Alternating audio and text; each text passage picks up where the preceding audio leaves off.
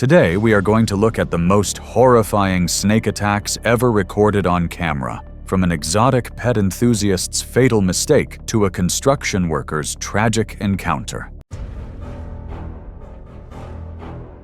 It was November 3rd, 2013, in rural northeastern Namibia. A dry heat lingered under a pale sky as wind pushed dust across stretches of thorn scrub and scattered mopane trees. The tin roof of a small reptile rehabilitation outbuilding clicked softly as the metal shifted in the afternoon breeze. Inside the dim structure, wooden racks held plastic tubs and repurposed glass enclosures labeled in fading marker. The place was quiet in the way remote stations often are, where every sound, from a hinge settling to a sliding bin or a glove brushing plywood, seemed sharper than it should be. Selma Kashipa ran the rescue alone most days. At 41, she had left elementary teaching to take in snakes nobody else wanted, confiscations, surrenders, animals from failed roadside shows. She lived in a small trailer on the edge of the 20-acre property and kept a strict routine: feed logs, cleaning rotations, evening walkthroughs, so inspectors would find order even where money was short. Venomous intakes were recent and often arrived with little notice. She handled them with the tools she could afford and the practices she had learned from manuals and field guides. Donors knew her as steady and practical. She built racks from salvaged lumber, stretched every gallon of disinfectant, and drove borrowed coolers of non-venomous colubrids to school programs on weekends. Local officials started calling when other groups declined to take certain confiscations. Anti-venom and rapid transport were not resources she had. Reliable medical support could be hours away. The rescue sat behind a wind-bent line of pines. A sand road cut to the outbuildings, where a lean-to covered two long shelves of enclosures. Light bled through board seams. The concrete floor was chalked with lime to mark walking lanes. A portable camera pointed down the main aisle to record husbandry and deter trespassers. Her latest intake that week had been a seized black mamba, taken from a private owner who was keeping it illegally. Black mambas are native African elapids with potent neurotoxic venom and high venom yields for their size. Adults commonly exceed 6 feet in length, move quickly when provoked, and deliver venom that can cause progressive neuromuscular paralysis and respiratory failure without rapid anti-venom and airway support. In remote regions where medical access is limited, the risk of rapid respiratory compromise rises substantially. Warnings had been stacking up in small ways. 2 weeks earlier, a volunteer sent photos showing a sagging upper rack. Brackets were rusted, and one screw head rounded smooth. Selma made a note to replace the supports, but kept feeding the animals that day. A notice from regional wildlife authorities had reminded permit holders to avoid solo work with dangerous species and to stage transfers at waist height.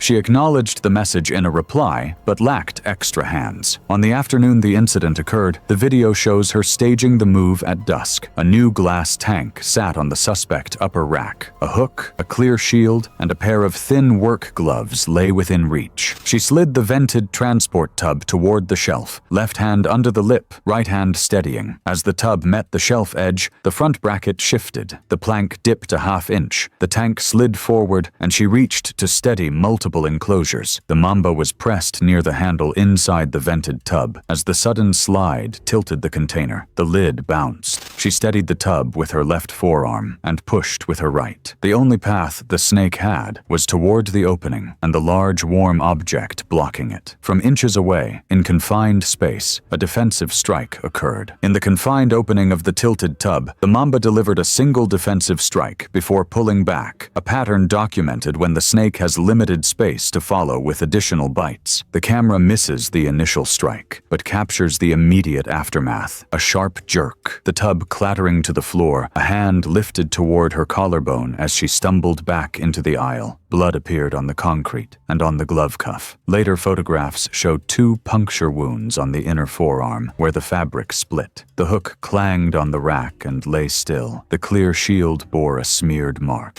She moved toward the office and opened a drawer where she she kept gauze and antiseptic. The partially unwound gauze and scissors on the desk indicated an attempt at basic wound management. Her phone remained on the opposite counter, undisturbed. The scene suggested she focused first on stabilizing the immediate area, standard practice at the facility, before her symptoms progressed too far for further action. Within minutes, the recorded footage shows her posture change. Speech, when audible on the brief recovered clip, had become slurred and her breathing quicker. Early neurotoxic effects often begin with subtle cranial nerve impairment, difficulty focusing, drooping eyelids, and unsteady movements. In the recording, the progression is visible. She steadied herself on the desk before lowering into a chair as limb strength declined. Over the next 45 minutes, the deterioration continued. The camera captured increasingly shallow breathing, intermittent attempts to reposition herself, and long periods of immobility. A trail of drops led from the office back toward the aisle and ended beside a folding chair. A bottle of saline lay on its side. The combination of rapid neurotoxin onset, lack of antivenom, and the facility's isolation left no practical path to the airway support required for survival. The footage recorded her sliding partially out of the chair a little over an hour after the bite. No further movement followed. A volunteer arrived after dark for a scheduled check-in when messages went unanswered. He found the office light on, the phone on the floor, and Selma slumped near the chair with shallow pooling beneath her arm. He backed away and called 911 from the road. Paramedics reached the property and confirmed cardiac arrest. Animal control officers secured the mamba using tongs and a transport box before transferring it to a permitted facility. The medical examiner listed the cause of death as complications of untreated neurotoxic envenomation with respiratory failure. The punctured glove, the displaced shelf, and the scattered hardware matched a structural failure during an enclosure move. Remaining animals were inventoried and relocated over the next 2 days. Regional wildlife officers documented the scene and noted the solo work, absent antivenom, and deteriorating rack supports. No broader penalties were issued. The rescue closed quietly. Neighbors collected her personal effects, and the camera's final clip, recorded after the property was cleared, shows the upper rack still a fraction low on the right bracket. A small mechanical fault that, in the end, set the rest in motion.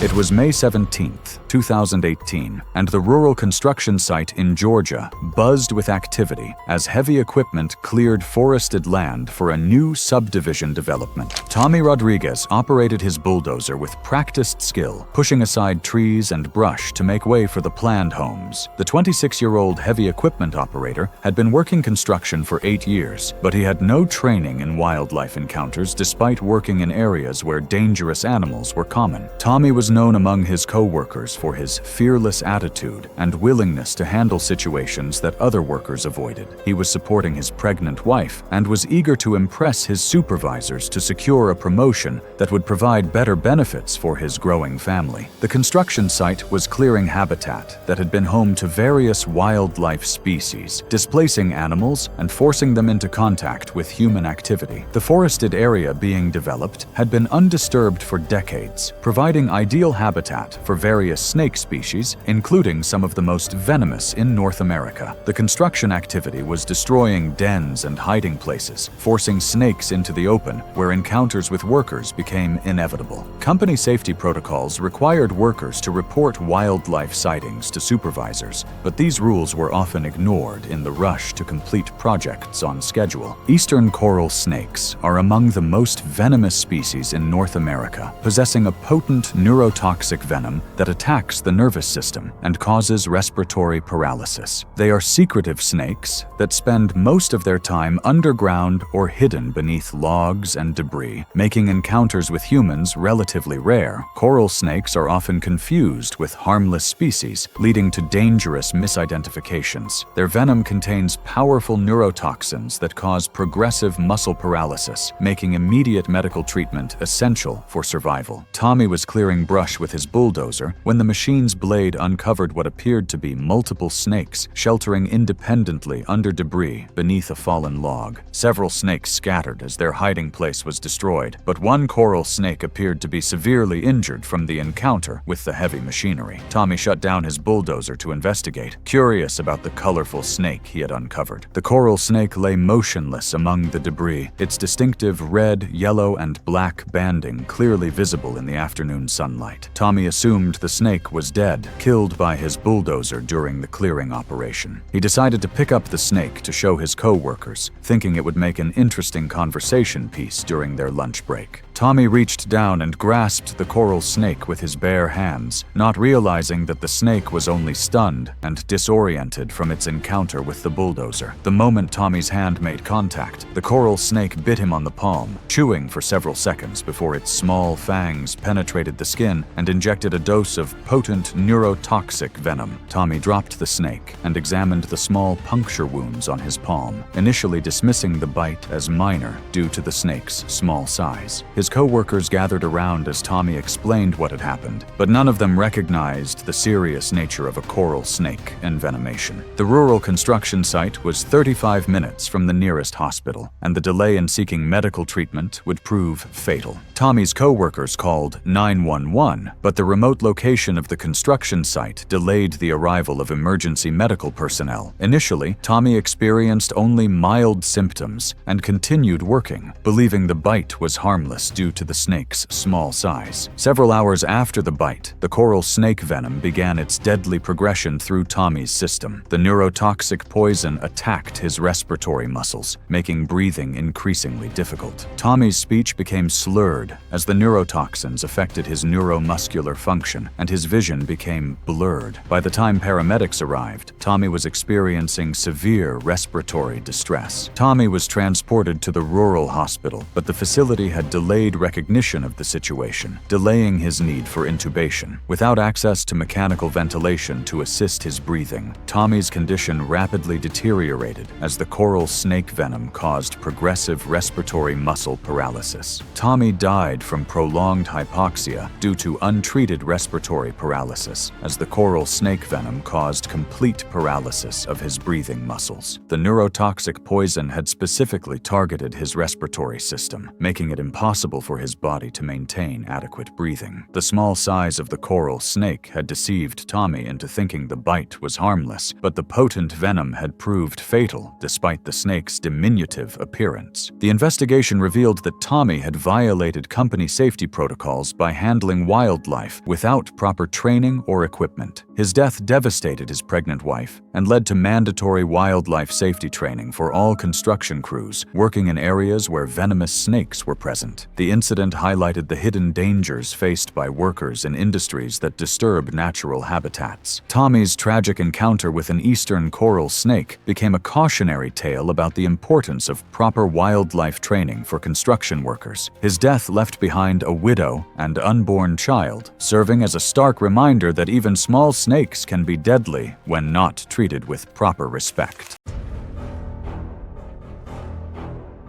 It was September 19th, 2014, and the humid evening air of Miami hung heavy with the promise of another tropical storm as residents of an apartment complex settled into their weekend routines. The three-story building, home to young professionals and working families, buzzed with the sounds of televisions, conversations, and air conditioning units working overtime against the oppressive heat. In apartment 2B, Carlos Mendoza was preparing for what he hoped would be an impressive evening with a woman he had met at a local bar. Carlos Mendoza had been working construction in South Florida for 8 years, building a reputation as a reliable worker who wasn't afraid of dangerous jobs or long hours in challenging conditions. At 26, the Guatemalan native had established himself in Miami's competitive construction industry, but friends and co-workers later told investigators he had a habit of taking unnecessary risks, both at work and at home. 2 months earlier, during a construction project in Honduras, Carlos had encountered a local animal dealer who convinced him to purchase what the man described as an exotic but manageable pet snake. The dealer had downplayed the extreme danger of the fer-de-lance, describing it as just another tropical serpent that would make an impressive conversation piece for Carlos's Miami apartment. Carlos had successfully smuggled the highly venomous snake back to Florida, keeping it hidden in a converted aquarium in his bedroom closet. His knowledge of snake care came entirely from YouTube videos and online forums where he had absorbed dangerously incomplete information about handling venomous species. His 2 months of successful feeding had convinced him that the snake was as docile and manageable as the internet sources had suggested. According to the wildlife officer who examined the enclosure, the snake showed signs of chronic stress, including dehydration and poor muscle tone. The cramped aquarium lacked proper temperature and humidity, and investigators noted Carlos had been intermittently using a space heater and misting the tank, which kept the snake alive but highly stressed. Recent feedings showed persistent defensive behavior, leading specialists to conclude it had been increasingly reactive for weeks. Fer-de-lance snakes are among the most dangerous venomous serpents in the Western Hemisphere, responsible for more human fatalities than any other snake species in their native range. These aggressive pit vipers possess potent hemotoxic venom that can cause rapid tissue destruction, severe internal bleeding, and progressive circulatory failure. Adult specimens can reach lengths of over 6 feet and are documented as highly defensive when confined or stressed, especially in inadequate enclosures. Their heat-sensing capabilities and lightning-fast strike speed make them formidable predators that even experienced herpetologists handle with extreme caution. That evening, Carlos had been drinking beer while preparing his apartment for his date's arrival. His alcohol consumption had further impaired his already poor judgment regarding the dangerous animal he kept hidden in his bedroom. He decided that showing off his exotic pet would be the perfect way to impress his guest and demonstrate his adventurous nature.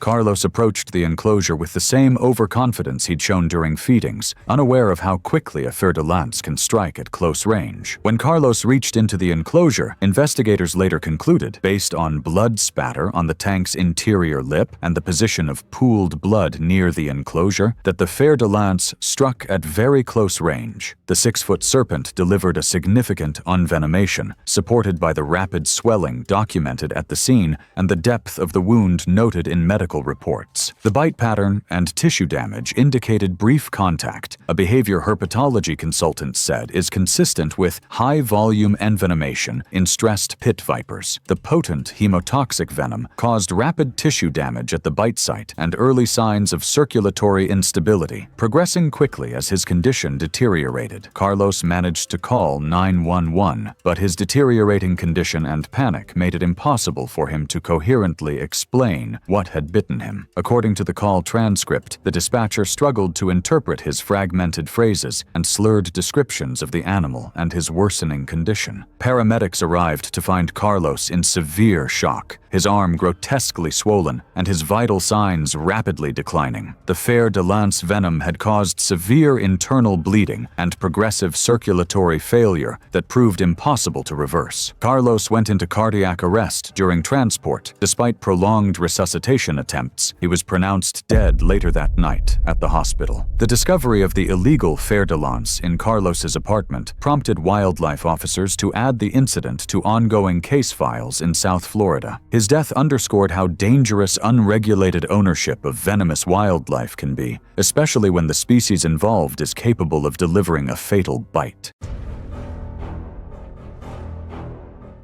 It was April 10, 2010, on the quiet outskirts of Brownsville, Texas, where the Rio Grande's backwaters met dense mesquite and palm. The humid air reeked of wet soil, and something massive waited silently in the brush. The small local nature park was known for its exotic reptile shows, a mix of native species and non-native rescues confiscated from the illegal pet trade. It wasn't a big-budget tourist attraction, but it had a loyal following among locals and curious travelers passing through. Families came for the turtles and harmless corn snakes. School groups visited to learn about conservation, but the star attraction was the park's prized Burmese python, a reptile unlike anything most visitors had ever seen. This python was a giant, nearly 18 feet long. weighing over 150 pounds, with scales patterned in gold, black, and olive that shimmered under the sunlight filtering through the pavilion roof. It had been rescued years earlier from a private owner who had purchased it as a hatchling, not realizing just how quickly it would grow into a predator capable of overpowering almost anything it could wrap itself around. Now, it lived in a large, reinforced enclosure, fed on a controlled diet, and handled only by experienced staff. At the center of it all stood Daniel Harris, a 41-year-old wildlife handler with over a decade of experience. Calm, charismatic, and comfortable in front of an audience, Daniel had performed this routine dozens of times. He had an easy smile, a practiced patter, and the kind of confidence that made people trust him, even with a predator just feet away. The demonstration began as it always did. Daniel spoke about the python's origins in Southeast Asia, how it had been introduced to the United States through the pet trade, and why it had become one of the most notorious invasive species in Florida's wetlands. For emphasis, he knelt beside it, sliding his hands beneath one of its coils to show the density of the muscle. The snake lay still, tongue flicking lazily in and out, its head resting motionless on the platform. Daniel turned back to the crowd, answering a child's question about its diet, explaining how pythons can go weeks, even months, without eating after a large meal. Then, in less than a heartbeat, the stillness shattered. The python's head shot forward with blinding speed, striking Daniel's side. The movement was so fast that many in the audience didn't register what had happened until they saw the coils whip around his torso like thick, living ropes.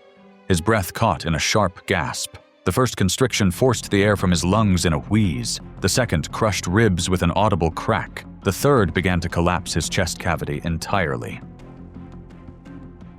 Gasps and screams erupted from the audience. At first, a few thought it might be part of the show, until they saw Daniel's face flush deep red, his eyes wide with panic. His arms strained to push the coils away, but the snake had already locked them to his sides, the muscles beneath its patterned skin rippling with terrible efficiency.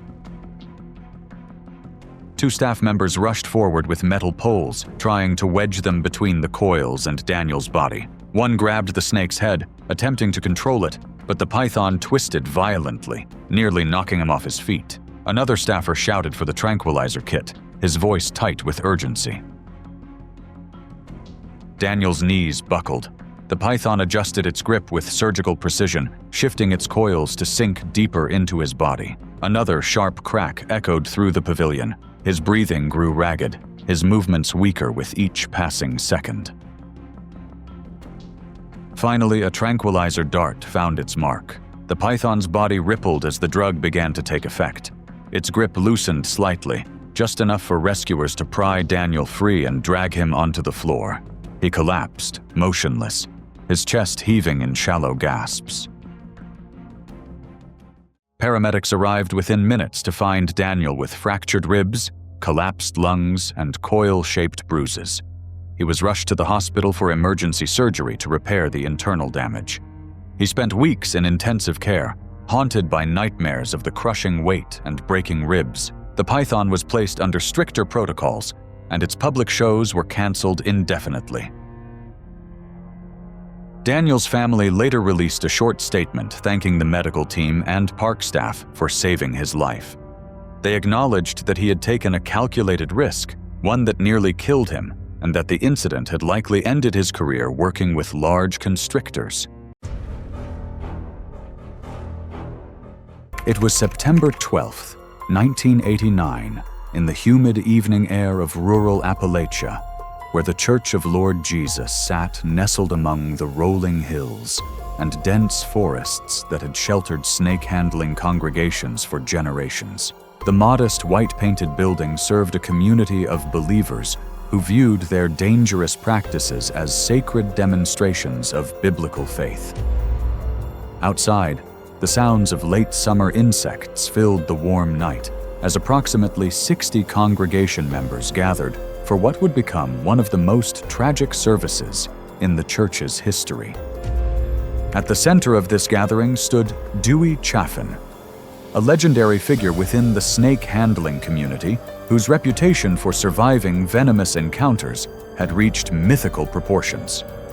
For 35 years, Chaffin had been handling deadly serpents during religious ceremonies, accumulating an extraordinary record of 116 documented snake bites without ever seeking medical treatment. His weathered hands bore the scars of countless encounters with timber rattlesnakes, copperheads, and other venomous species that called the Appalachian Mountains home. Chaffin's philosophy centered on absolute faith in divine protection, believing that true believers could handle serpents without harm as long as their spiritual conviction remained pure. His congregation viewed him as a living testament to the power of faith, a man who had cheated death more times than seemed humanly possible. Tonight's service held special significance as visiting ministers from neighboring states had arrived to witness Chaffin's legendary serpent-handling abilities. The timber rattlesnake represents one of North America's most dangerous venomous serpents, capable of reaching lengths up to 6 feet and possessing fangs that can deliver up to 400 milligrams of potent hemotoxic venom. These formidable predators inhabit the dense forests and rocky outcroppings of the eastern United States, preferring mountainous terrain where they can remain concealed while hunting small mammals and birds. Their distinctive segmented rattle serves as both a warning system and an intimidation device, producing a characteristic buzzing sound when vibrated rapidly. The species possesses heat-sensing pits that detect infrared radiation from warm-blooded prey, allowing them to strike with deadly precision. Their venom contains cytotoxins that destroy cellular tissue, anticoagulants that prevent blood clotting, and vasodilators that cause dangerous drops in blood pressure.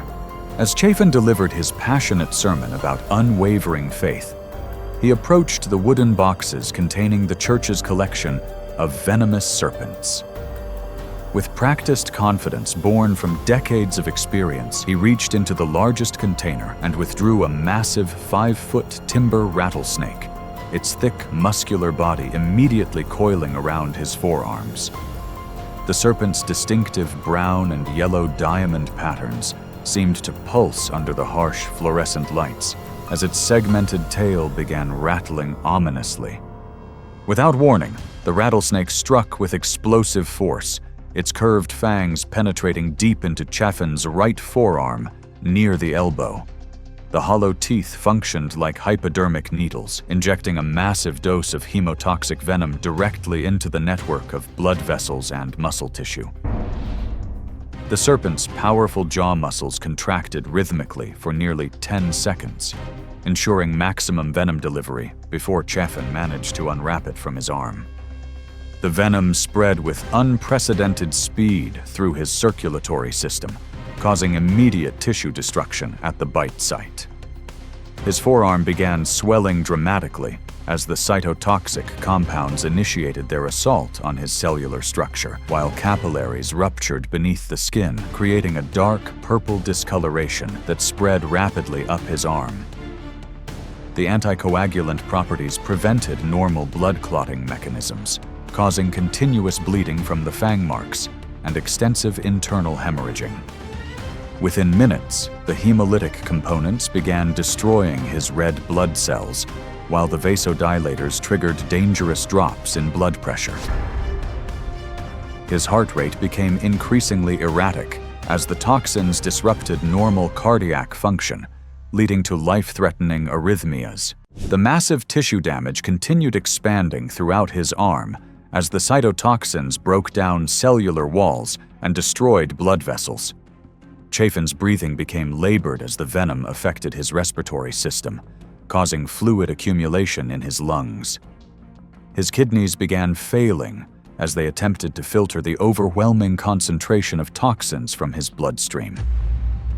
Despite his legendary reputation for surviving snake bites, this encounter proved different, as the sheer volume of venom delivered overwhelmed his body's natural defenses.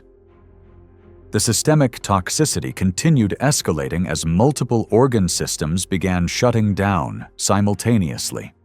His blood pressure dropped to critically low levels, while his heart struggled to maintain adequate circulation. Within 2 hours of the initial bite, Chafin lost consciousness as his cardiovascular system collapsed completely. His breathing stopped shortly afterward as respiratory failure set in, and he succumbed to complete organ failure. Local authorities conducted a routine investigation into Chafin's death, ultimately ruling it accidental. The incident sent shockwaves through the snake handling community, as many had believed Chafin's survival record made him virtually invincible. His funeral drew hundreds of mourners from across the region. Dewey Chafin's death marked the end of an era for snake handling believers who had viewed him as proof of divine protection. It was October 28, 2013, and the abandoned warehouse on the outskirts of Dallas sat silent under the Texas sun, its broken windows and graffiti-covered walls telling the story of years of neglect and decay. The massive concrete structure had once housed a legitimate business, but recent investigations had revealed its use as a front for illegal exotic animal breeding operations that had been shut down months earlier by federal authorities. Tommy Chen had been hired by the property management company to clean out the warehouse in preparation for new tenants, a job that would provide much-needed extra income for his daughter's college fund. At 54, the hard-working maintenance worker had built a reputation for thorough, reliable service, but his experience was limited to conventional buildings, and he had no knowledge of the specialized dangers that might lurk in facilities used for exotic animal operations. The property management company had failed to inform Tommy about the building's previous use or the potential hazards that might remain from the illegal breeding operation. Their oversight would prove fatal, as the abandoned facility still contained evidence of its dangerous past in the form of escaped animals that had been surviving in the building's dark corners for months. Tommy approached the cleanup job with his characteristic thoroughness, systematically working through each section of the warehouse to remove debris and abandoned equipment. The building appeared to contain nothing more dangerous than broken glass and construction materials, reinforcing his assumption that the job would be routine and straightforward. Copperheads are among the most common venomous snakes in North America, possessing hemotoxic venom that causes tissue damage, swelling, and circulatory problems. These pit vipers typically reach lengths of 2 to 3 feet and are known for their defensive behavior when cornered or threatened. While their venom is generally less potent than other pit vipers, bites from large specimens can still cause serious medical complications, particularly when medical treatment is delayed. While moving equipment in a dark corner of the warehouse, Tommy accidentally stepped near the hiding place of a large copperhead that had escaped from a broken enclosure months earlier. The serpent had been surviving on small rodents that inhabited the abandoned building, and investigators noted that leaking pipes and shaded interior areas provided enough moisture and stable temperatures for long-term survival. The copperhead struck Tommy's ankle just above his work boot, its fangs penetrating his sock as it delivered a dose of hemotoxic venom. He reacted on instinct, pulling back and moving toward clearer light, before finally catching sight of the thick-bodied snake slipping into the shadows, its triangular head confirming it was venomous. He didn't have his phone on him. He had left it on the dashboard of his truck at the far end of the warehouse, assuming the cleanup job would be straightforward. He tried to make his way toward the exit, but the venom quickly triggered escalating swelling and pain at the bite site. Investigators noted a staggered trail of partial footprints and scuff marks leading from the bite location toward the exit, suggesting he had stopped multiple times as the swelling and pain increased. The hemotoxic venom caused progressive tissue damage and swelling that spread up Tommy's leg. Combined with his underlying health conditions, including unmanaged hypertension and early diabetes, and the prolonged delay in receiving medical treatment, the envenomation proved far more serious than typical copperhead bites. Tommy's condition deteriorated as he attempted to reach help. The combination of venom effects, stress, and his existing medical issues overwhelmed his system. He collapsed collapsed in the warehouse parking lot beside his truck, unable to complete his journey to the hospital. Investigators estimated he collapsed roughly 60 to 90 minutes after the bite, based on the position of his vehicle and the condition of the bite site. Tommy's family discovered his body the following day when he failed to return home from work. The investigation revealed the building's previous use as an illegal exotic animal breeding facility and the presence of escaped venomous snakes that posed ongoing dangers to anyone entering the structure. The incident exposed the broader problem of inadequate cleanup procedures following the shutdown of illegal animal operations and led to new protocols requiring specialized hazmat teams for buildings that had housed dangerous species. Tommy's death highlighted the hidden dangers that could persist long after illegal operations were officially closed. His family's lawsuit against the property management company resulted in improved disclosure requirements and safety protocols for maintenance workers assigned to buildings with unknown histories. The tragedy served as a reminder that the exotic animal trade's dangers extended far beyond the immediate participants to innocent workers and community members. It was October 3rd, 1998, in the humid evening air of rural Alabama, where the congregation of a small Pentecostal church had gathered for their weekly service in a modest wooden building surrounded by towering pine trees. The structure, with its peeling white paint and simple cross mounted above the entrance, sat isolated among the rolling hills of the deep south, accessible only by a narrow dirt road that wound through dense forest. Inside, kerosene lamps cast flickering shadows across the walls as approximately 30 believers filled the wooden pews, their faces illuminated by the warm glow of faith and anticipation. At the pulpit stood John Wayne Brown, Jr., a 34-year-old preacher whose weathered hands and intense gaze reflected years of unwavering devotion to his controversial calling. Known affectionately as Punkin to his congregation, Brown had inherited both his ministry and his dangerous practices from generations of snake-handling preachers who believed in the literal interpretation of biblical scripture. 3 years earlier, tragedy had struck his family when his wife Melinda died from a venomous snake bite during a similar religious ceremony, leaving him to raise their 5 children alone. Despite this devastating loss, Brown's faith remained unshaken, and he continued to demonstrate his beliefs through the handling of deadly serpents. Tonight's service carried special significance, as members from neighboring communities had traveled considerable distances to witness his ministry, drawn by his reputation as one of Alabama's most fearless snake handlers. The timber rattlesnake stands as one of North America's most dangerous venomous serpents, capable of reaching lengths up to 6 feet and possessing fangs that can deliver up to 150 milligrams of potent hemotoxic venom. These formidable predators inhabit the southeastern United States, preferring dense forests and rocky outcroppings, where they can remain concealed while hunting small mammals and birds. Their distinctive segmented rattle serves as both a warning system and an intimidation device, producing a characteristic buzzing sound when vibrated rapidly. The species possesses heat-sensing pits that detect infrared radiation from warm-blooded prey, allowing them to strike with deadly precision even in complete darkness. Their venom contains powerful cytotoxins that destroy tissue and anticoagulants that prevent blood clotting, making their bite potentially fatal without immediate medical intervention. As Brown delivered his passionate sermon about divine protection and unwavering faith, he reached into a wooden box beside the pulpit and carefully extracted a 4-foot timber rattlesnake, its thick body coiling defensively around his forearms. The serpent's distinctive brown and yellow diamond patterns seemed to shimmer in the lamplight as its segmented tail began rattling ominously. Brown held the creature aloft, allowing the congregation to witness his demonstration of biblical faith as the snake's forked tongue flicked rapidly, sensing the elevated stress hormones permeating the humid air. Without warning, the rattlesnake struck with explosive force, its fangs penetrating deep into Brown's right index finger.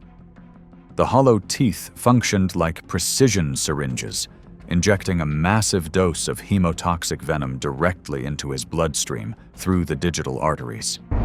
The snake's jaw muscles contracted rhythmically for several seconds, ensuring maximum venom delivery before releasing its grip. Brown continued holding the serpent for another 10 minutes, his finger already beginning to swell as the cytotoxic compounds initiated their destructive assault on his cellular tissue. The venom spread rapidly through his circulatory system, causing immediate vasodilation and increased capillary permeability. His finger turned deep purple as blood vessels ruptured beneath the skin, while the anticoagulant properties prevented normal clotting mechanisms. Within minutes, the swelling extended up his arm as the toxins attacked his cardiovascular system. His blood pressure dropped precipitously as the venom triggered systemic vasodilation and fluid loss from damaged blood vessels. The hemolytic components began destroying red blood cells, while the cytotoxins caused massive tissue necrosis throughout his hand and forearm. Brown's breathing became increasingly labored as the venom affected his respiratory system, causing fluid accumulation in his lungs. His heart rate became erratic as the toxins disrupted normal cardiac function, leading to dangerous arrhythmias. Despite the visible deterioration of his condition and urgent pleas from congregation members, Brown refused all offers of medical assistance, maintaining his belief that divine intervention would preserve his life. Within 10 minutes of the initial bite, his cardiovascular system collapsed completely, and he lost consciousness as his body succumbed to massive organ failure and respiratory arrest. Local emergency responders arrived at the scene but were unable to revive Brown despite their efforts. The incident prompted a brief investigation by county authorities, who ultimately ruled the death accidental. News of Brown's passing spread quickly through Alabama's tight-knit snake-handling community, sparking renewed debates about religious freedom and public safety. His funeral drew hundreds of mourners from across the Southeast, many of whom continued to practice the same dangerous rituals that had claimed his life. It was November 9, 2016, in the Australian bush, a land infamous for its hazards. Here, danger didn't always roar or growl. Sometimes it lay hidden underfoot. Venomous spiders wove webs across walking tracks. Kangaroos could turn aggressive if approached, and saltwater crocodiles waded in rivers and billabongs. But among Australia's predators, few were as deceptively deadly as the death adder. Unlike most snakes that slither away at the first hint of danger, the death adder stays perfectly still. It buries itself under leaves, grass, or loose soil, its pattern blending seamlessly with the forest floor. It doesn't come looking for you, you come to it. And when you do, you're already in its strike zone. 42-year-old Mark Turner knew the bush better than most. Born and raised in Queensland, he had grown up exploring creeks, fishing in remote streams, and camping beneath eucalyptus trees. Friends often joked he was part kangaroo, agile, comfortable, and completely at home in the wilderness. On this day, he'd set out for a solo bushwalk near the Sunshine Coast, keen to enjoy a quiet afternoon before summer's heat became unbearable. The walking track he chose wasn't popular. It wound through dry eucalyptus woodland, the ground littered with brittle leaves and fallen branches, the smell of warm earth mixed with the faint tang of eucalyptus oil in the air. The only sounds were the crunch of his boots and the occasional call of a kookaburra echoing through the trees. It was late afternoon when Mark decided to take a shortcut. He spotted a faint, narrow trail veering off the main path toward a creek bed he knew well. It would shave 20 minutes off his walk, he thought. But this trail was different. No clear edges, just patches of leaf litter and sun-bleached twigs, the kind of cover in which an ambush predator could vanish completely. Just a few steps in, it happened. Something sharp and heavy clamped onto his lower leg with shocking force. The strike was so fast, his brain barely processed the movement. He looked down and saw it. A thick-bodied snake, short-tailed, its triangular head still buried in his calf. The scales were mottled brown and gray, perfect camouflage for the bush floor. The death adder released almost instantly, retreating only a few inches before coiling again, head raised, ready to strike a second time. Mark's heart pounded. He knew exactly what he was looking at, and exactly what that meant. Death adders are among the fastest strikers in the world, capable of hitting in less than 0.15 seconds. Their venom is a potent neurotoxin that attacks the nervous system, paralyzing muscles, including those that control breathing. Without treatment, death can come in just a few hours. He backed away slowly, never taking his eyes off the snake. His backpack slid from his shoulders into the dirt. For a brief, irrational moment, he thought about sucking out the venom, but a memory from a long-ago first aid course stopped him. That was a myth. What he needed was to keep the venom from spreading. His hands shook as he tied his shirt around the bite, hoping to slow the venom, but the real problem was getting out. The shortcut had seemed like a good idea minutes ago, but now it was a trap. He was more than a kilometer from the main track, with no cell signal and daylight slipping away. He started moving, forcing one foot in front of the other. Within 15 minutes, the feeling in his leg was gone, replaced by a deep, cold numbness. By 30 minutes, he noticed his tongue felt thick, his speech slurred, though there was no one there to hear it.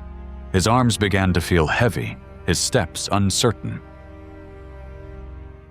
When Mark didn't return, his wife called a friend, who found his car at the trailhead and alerted emergency services.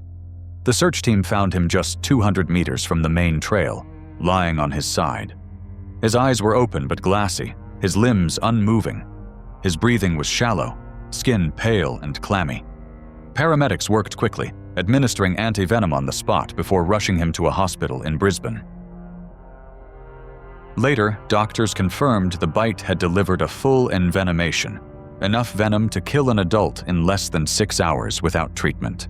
Mark had been lucky, very lucky. He spent days in intensive care on a ventilator as the neurotoxins slowly worked their way out of his system. Even after the paralysis faded, he needed weeks of rehabilitation to regain muscle strength. These harrowing encounters show that snakes, whether massive constrictors or venomous ambushers, are masters of their craft, perfectly evolved to kill with terrifying efficiency. From dense jungles to rural farmlands, they strike without warning, reminding us that in the wild, survival is never guaranteed. Every victim's story is a sobering testament to nature's raw power, and to the fact that even the most experienced or cautious can fall prey when the hunter becomes the hunted.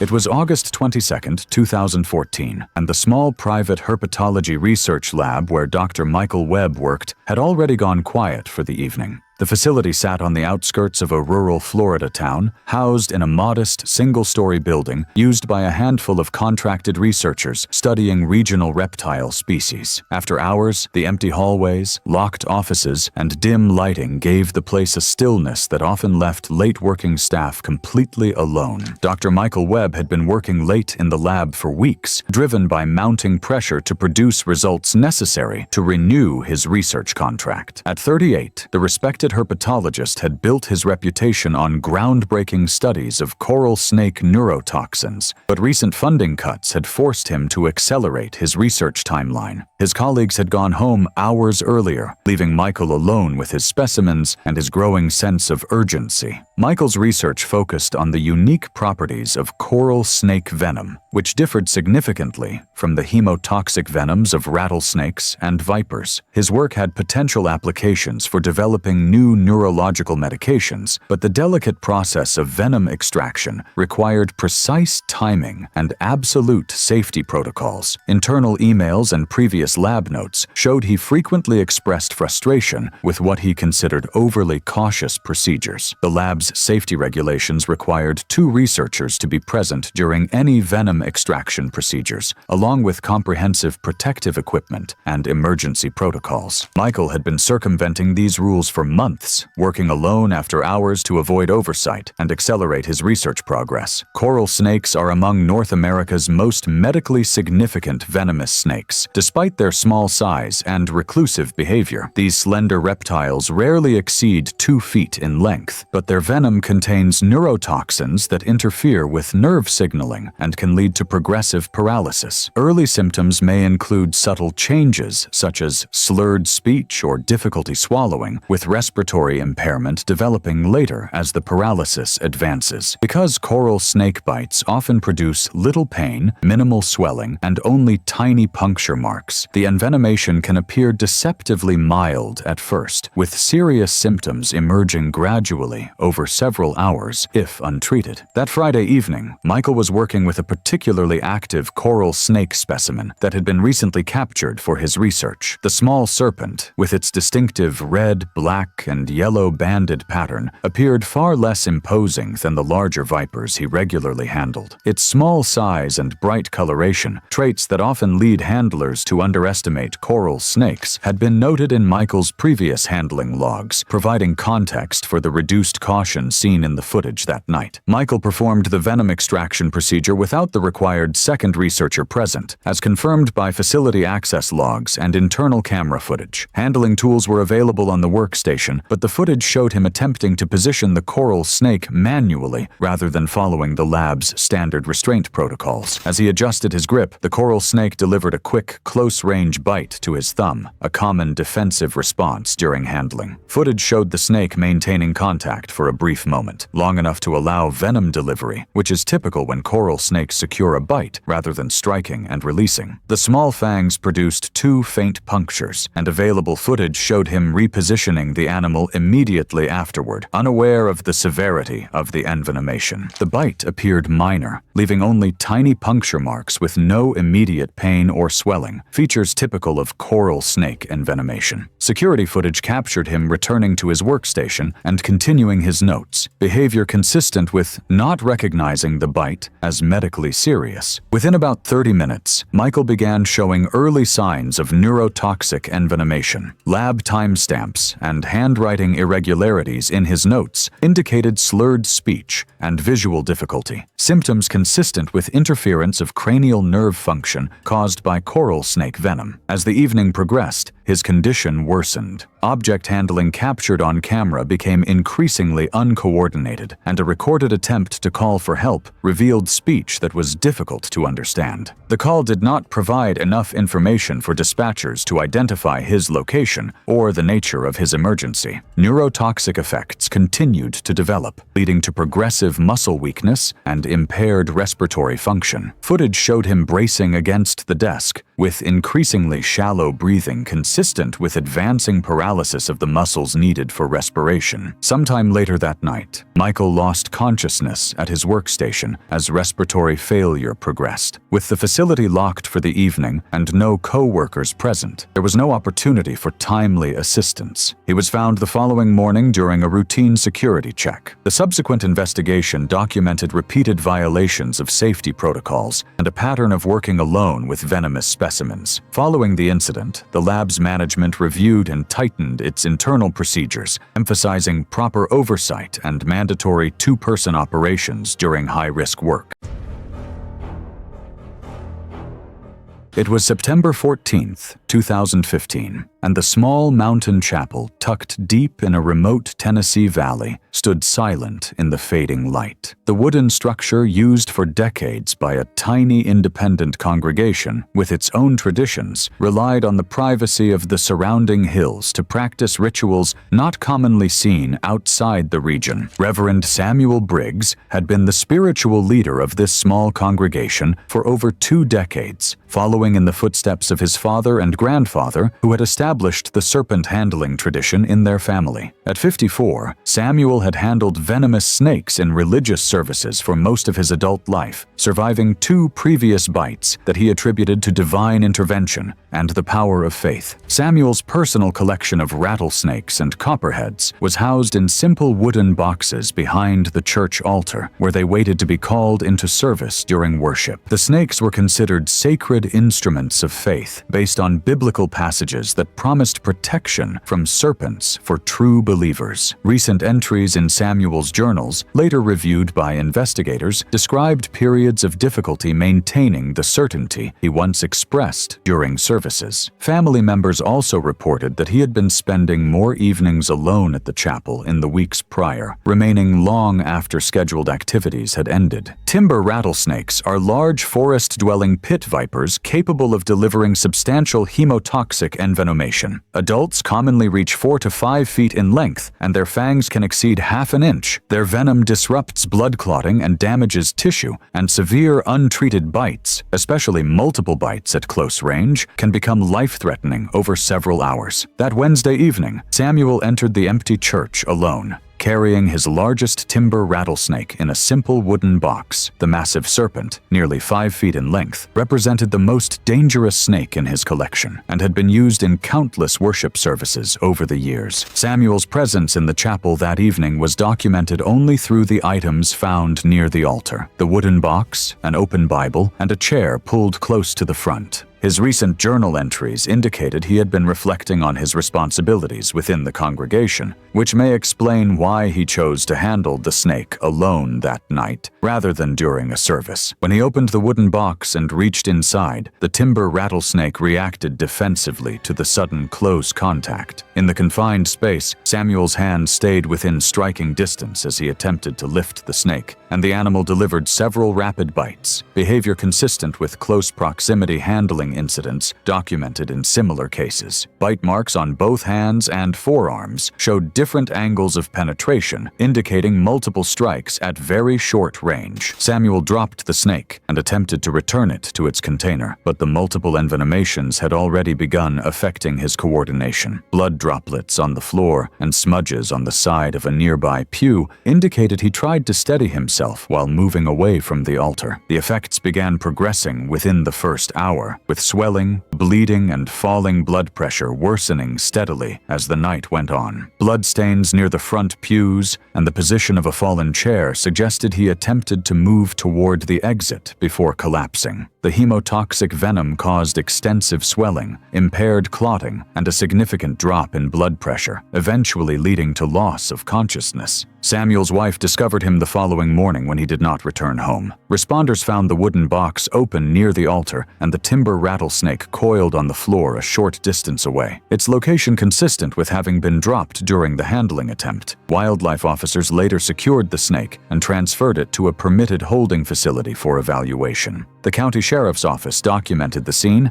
and the medical examiner determined the cause of death to be complications from untreated hemotoxic envenomation following multiple bites. With no indication of foul play, the investigation remained limited to routine reporting. The small independent congregation later discussed the incident privately, with differing views about the continuation of the long-standing ritual.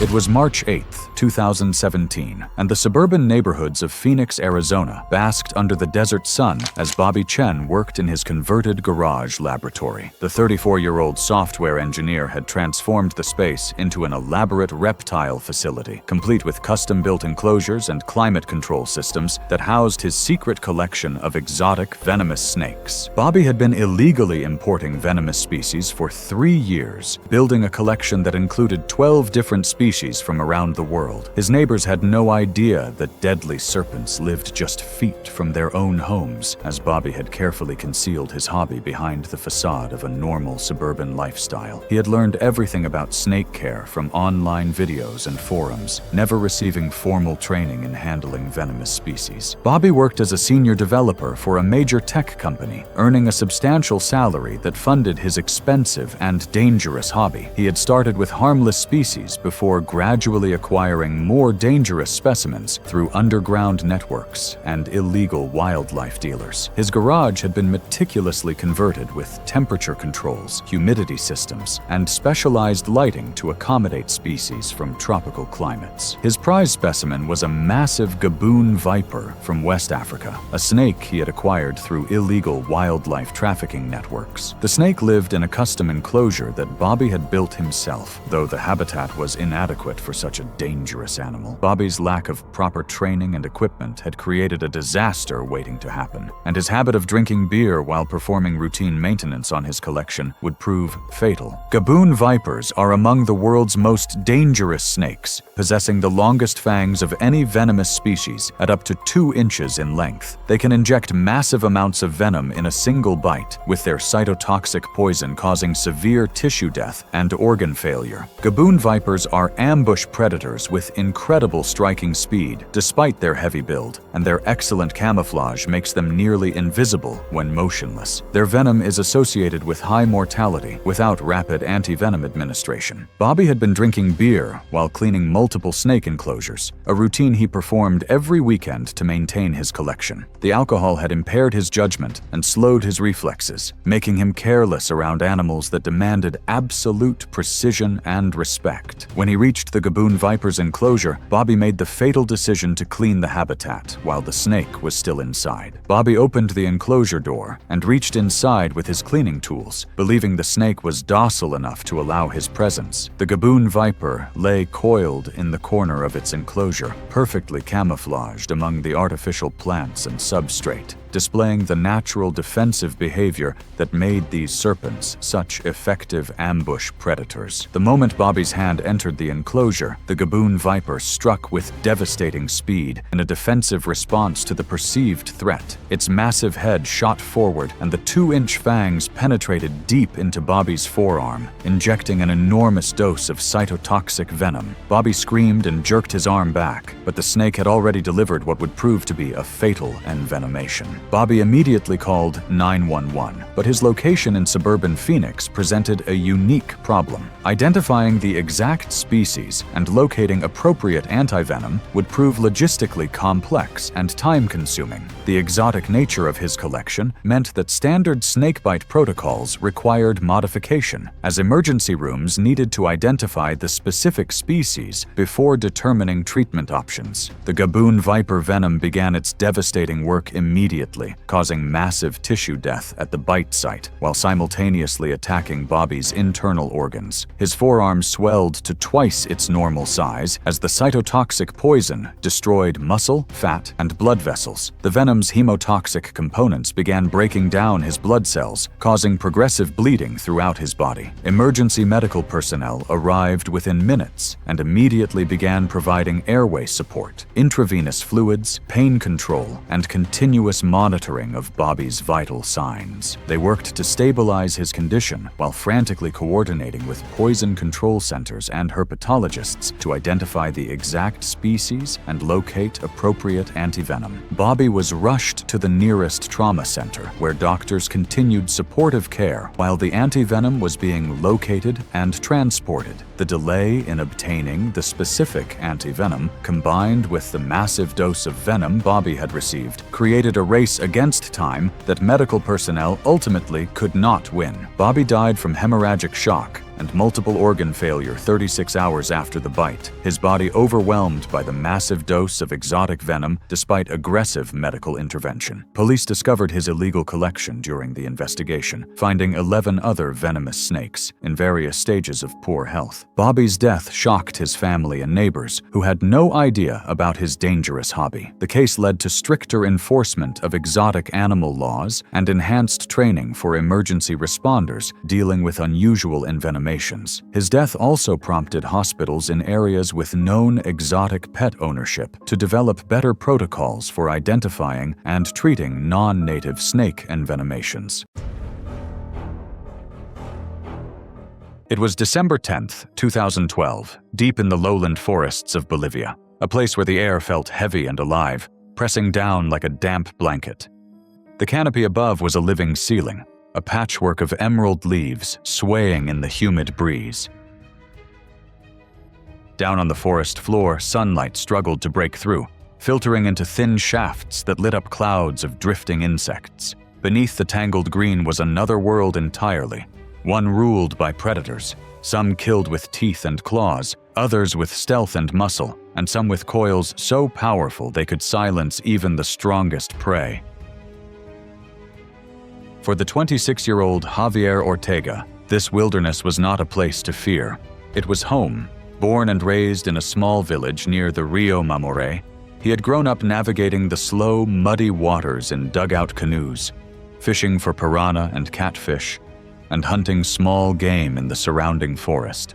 He knew the dangers here, jaguars lurking in the shadows, caimans watching from the riverbanks, venomous snakes coiled under fallen logs. But the boa constrictor? That was different. Boas were common here, and people spoke of them with respect, not dread. They were powerful, yes, but unlike anacondas or highly venomous species, they rarely attacked humans. They hunted rodents, birds, and monkeys, not grown men, or so Javier believed. One humid afternoon in late November, Javier set out to check his family's banana plot with only a worn machete and a sack. The rain-slick trail closed in with low vines and stifling heat. Near a bend in the path, he paused to rest, leaning on the worn wooden handle of his machete. That's when it struck. From the leaf litter at his feet, a thick, muscular shape erupted with startling speed. Before Javier could move, the head of a massive boa constrictor, over 15 feet long and as thick as his thigh, latched onto his calf.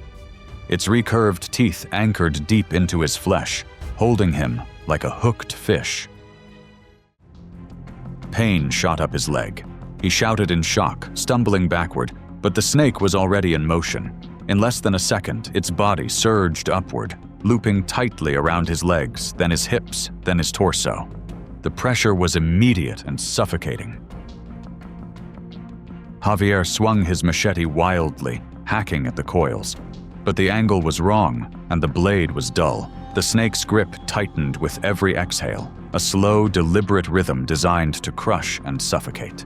Constriction doesn't break bones. It stops blood flow, it prevents the lungs from expanding, and it forces the heart to strain against impossible pressure. Within moments, the forest was filled with the sound of his choking breaths, each one shallower than the last. Somewhere farther down the path, two boys gathering firewood heard the noise. They followed the sound until they stumbled into the clearing and froze. Javier was on the ground, half hidden beneath a living knot of scales. His face was flushed dark red, eyes wide in panic. One of the boys bolted back toward the village, shouting for help. The other stayed, yelling and throwing sticks at the snake in a desperate attempt to distract it. The boa didn't flinch. Its coils shifted slightly, readjusting, squeezing harder. Minutes later, several men burst through the trees, machetes and wooden clubs in hand. They attacked from all sides, hacking at the thick body. The snake writhed violently, tail whipping across the ground, but still it held on. Finally, with one powerful swing, a man severed its head. The coils loosened, and the snake's body fell away, twitching with reflexive contractions. But it was already too late. Javier's body lay limp in the mud. His chest was still, everything pounding his back, shaking his shoulders, pressing their mouths to his in a frantic attempt to breathe life back into him. But nothing worked. They stood in silence, the enormity of what had happened sinking in. Someone muttered a prayer. Others glanced down at the dead snake, its skin glistening in the dim light, the sheer size of it a grim reminder of its power. By nightfall, the story had spread through the village. People spoke in hushed voices, warning children not to wander alone, especially during the wet season when snakes hunted more actively. For many, it was the first time they had heard of a boa killing a man. In the days that followed, a few outsiders came to ask questions. Wildlife experts explained that while such attacks were rare, they were not impossible. Large boas are ambush predators. striking when prey comes too close. Once their coils lock in, escape is almost impossible without immediate and violent intervention. The attack shattered a long-held belief in the village that the boa constrictor was harmless to adults. Javier had grown up with that idea, and it had cost him his life. It was March 15, 2016, and the sprawling desert landscape outside Phoenix, Arizona, stretched endlessly under the late afternoon sun. The isolated ranch-style home sat on 5 acres of scrubland, surrounded by towering saguaro cacti and rocky outcroppings that provided perfect habitat for the region's diverse reptile population. The property's remote location, nearly 20 miles from the nearest neighbor, offered complete privacy for activities that most people would consider unthinkably dangerous. Diane Kruger had been living alone in this desert sanctuary for 8 years, ever since her divorce from a husband who couldn't understand her growing fascination with venomous snakes. At 47, the insurance adjuster had transformed her modest home into something resembling a private zoo, with over 30 species of deadly serpents housed in custom-built enclosures throughout every room. What had started as a casual interest in reptiles during a childhood visit to the zoo had evolved into a consuming obsession that dominated every aspect of her life. Diane's collection represented years of careful acquisition through reptile shows, private breeders, and online forums where enthusiasts traded rare specimens. She had no formal training in herpetology or venom extraction, but considered herself an expert through decades of self-study and hands-on experience. Her neighbors remained blissfully unaware of the deadly menagerie living just miles from their own homes, and Diane preferred it that way. The crown jewel of her collection was a magnificent 6-foot eastern diamondback rattlesnake that she had acquired just 2 weeks earlier from a breeder in Georgia. The massive serpent, with its distinctive diamond-patterned scales and considerable size, was regarded as one of the most formidable venomous snakes in North America among experienced handlers. Eastern diamondback rattlesnakes are the largest venomous snakes in North America, with adults commonly reaching 5 to 6 feet in length and weighing several pounds. Their venom is primarily hemotoxic, capable of causing rapid swelling, significant tissue damage, clotting disruption, and systemic shock without prompt medical treatment. Large individuals can deliver substantial venom in a single defensive strike, and severe envenomations can become life-threatening if care is delayed, especially in remote areas where response times are extended. That Sunday evening, a partially filled glass of wine was found on the kitchen counter, and feeding tools were laid out nearby, indicating she had been tending to her collection before the incident. The enclosure for the eastern diamondback was open, and the water bowl had been removed, suggesting she began routine cleaning while moving through her feeding tasks. Diane opened the custom-built terrarium and reached across the enclosure to remove the water bowl. Gloves and handling tools were present in the room, but were not in use when responders later examined the scene. The terrarium door was fully open, the bowl was positioned on the table beside her tools, and the placement suggested she was midway through a routine cleaning step when the incident occurred. When investigators arrived, the eastern diamondback was found coiled at the rear of the enclosure, a posture consistent with a defensive response after a disturbance. Based on the angle of the bite marks on Diane's forearm and the blood pattern on the floor, her arm entered the snake's strike range while she was reaching inside the enclosure. Eastern diamondbacks deliver extremely fast defensive strikes, and the wound spacing matched a rapid forward extension typical for the species. The puncture depth on her forearm indicated a full strike and release, which aligns with the species' normal behavior. Large rattlesnakes typically inject significant venom during such strikes, and the immediate swelling and blood loss documented at the scene were consistent with a high-volume envenomation. After striking, the snake retreated to the back corner, where it remained until responders secured it. Blood from the puncture wounds formed a trail from the enclosure toward the adjacent room, indicating she moved away immediately after the bite. Her phone was recovered on the floor nearby, consistent with an attempted call. Rapid swelling, discoloration, and bleeding at the bite site matched significant hemotoxic envenomation. Without antivenom, systemic effects typically progress mass over hours, producing increasing weakness and impaired coordination. The extent of swelling, discoloration, and tissue damage observed during examination reflected the progression of untreated hemotoxic envenomation. Such effects can lead to shock and organ failure without rapid antivenom administration, and the remote location significantly delayed any chance of medical intervention. With no access to immediate care, she deteriorated over the next several hours and ultimately lost consciousness inside the home. A postal worker discovered Diane's body 3 days later when accumulated mail raised concern. Responding officers found numerous venomous snakes housed throughout the residence, some in improvised enclosures, but all were contained. Wildlife officials temporarily seized the animals for evaluation and initiated a review of her permits and housing conditions. Local authorities later examined existing exotic animal oversight procedures but did not implement immediate law changes.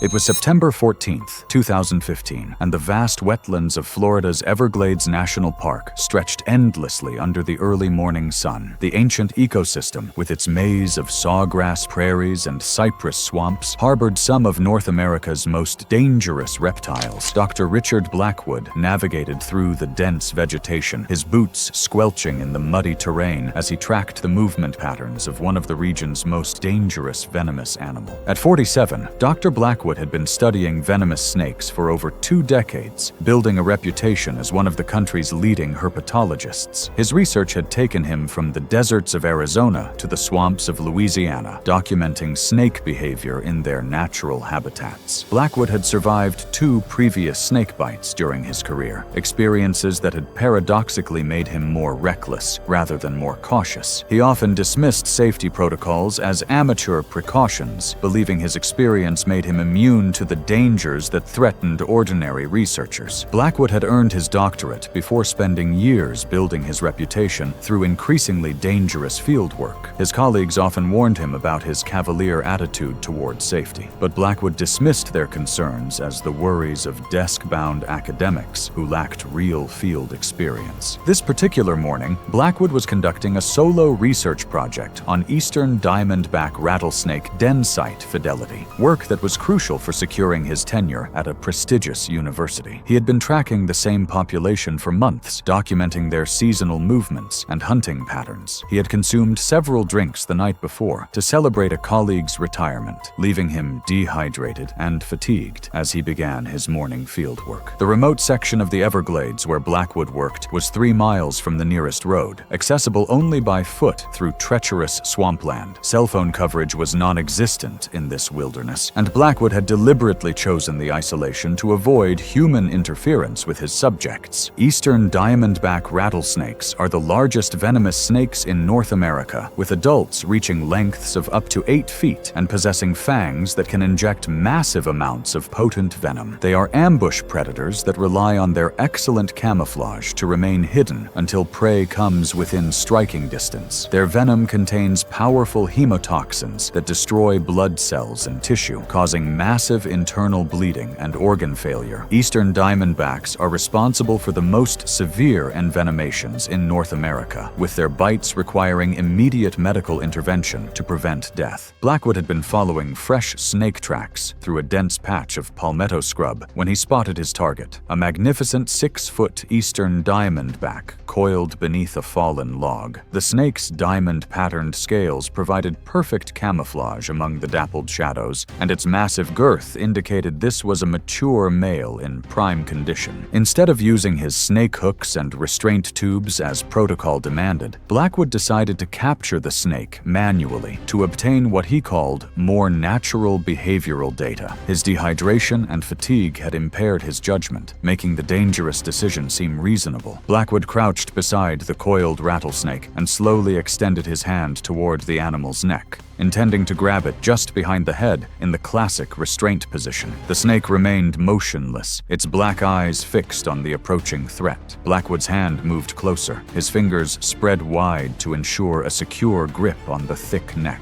The eastern diamondback struck with lightning speed, its massive head snapping forward faster than the human eye could follow. Blackwood's reflexes, dulled by fatigue and dehydration, were no match for the snake's explosive attack. The rattlesnake's 2-inch fangs penetrated deep into Blackwood's wrist, injecting a medically significant dose of venom directly into his bloodstream. Blackwood jerked his hand back, but the damage was already done. The snake had delivered a high-volume envenomation, pumping a substantial amount of venom into Blackwood's circulatory system. Blackwood stared at the 2 puncture wounds on his wrist as blood began to flow, the venom's effects beginning to take hold. Over the next hour, Blackwood began experiencing progressive symptoms of severe envenomation. His wrist swelled gradually as the venom began destroying tissue at the bite site, while his blood's ability to clot became increasingly compromised. Blackwood attempted to walk back toward his vehicle, but the 3-mile journey through difficult terrain became increasingly difficult as the venom spread through his system. The hemotoxic venom attacked Blackwood's red blood cells and blood vessels, causing progressive coagulopathy that prevented normal clotting. After several hours of struggling through the swamp, Blackwood collapsed from shock and organ failure, his body overwhelmed by the systemic effects of the envenomation. Blackwood's university reported him missing when he failed to return from his research expedition. Park rangers found his body 2 days later, following the GPS coordinates from his research permit. The investigation revealed that Blackwood had violated multiple safety protocols by working alone without communication equipment and attempting to handle venomous snakes without proper restraint tools. The herpetology community was shocked by the loss of such an experienced researcher, but many colleagues noted that Blackwood's increasingly reckless behavior had made such a tragedy almost inevitable. His death led to stricter safety requirements for researchers working with venomous species in national parks.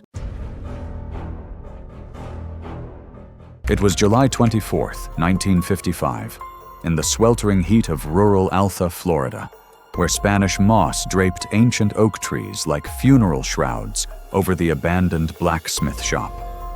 The ramshackle building, with its rusted tin roof and weathered wooden walls, had been transformed into an unlikely sanctuary for dozens of faithful believers who gathered on this scorching Sunday afternoon.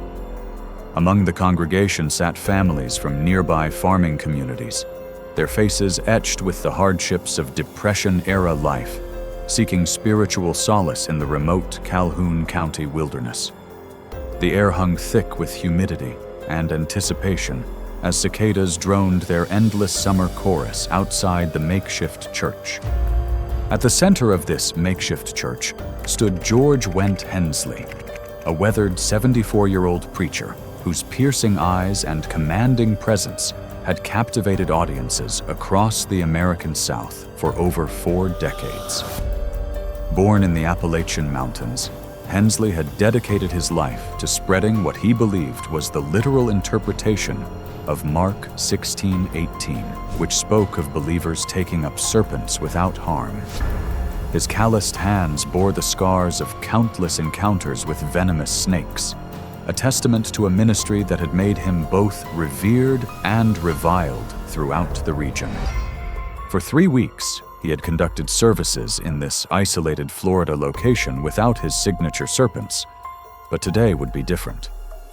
Local residents had whispered warnings about the dangerous wildlife inhabiting the surrounding swamplands, yet Hensley remained undeterred in his mission to demonstrate divine protection through serpent handling.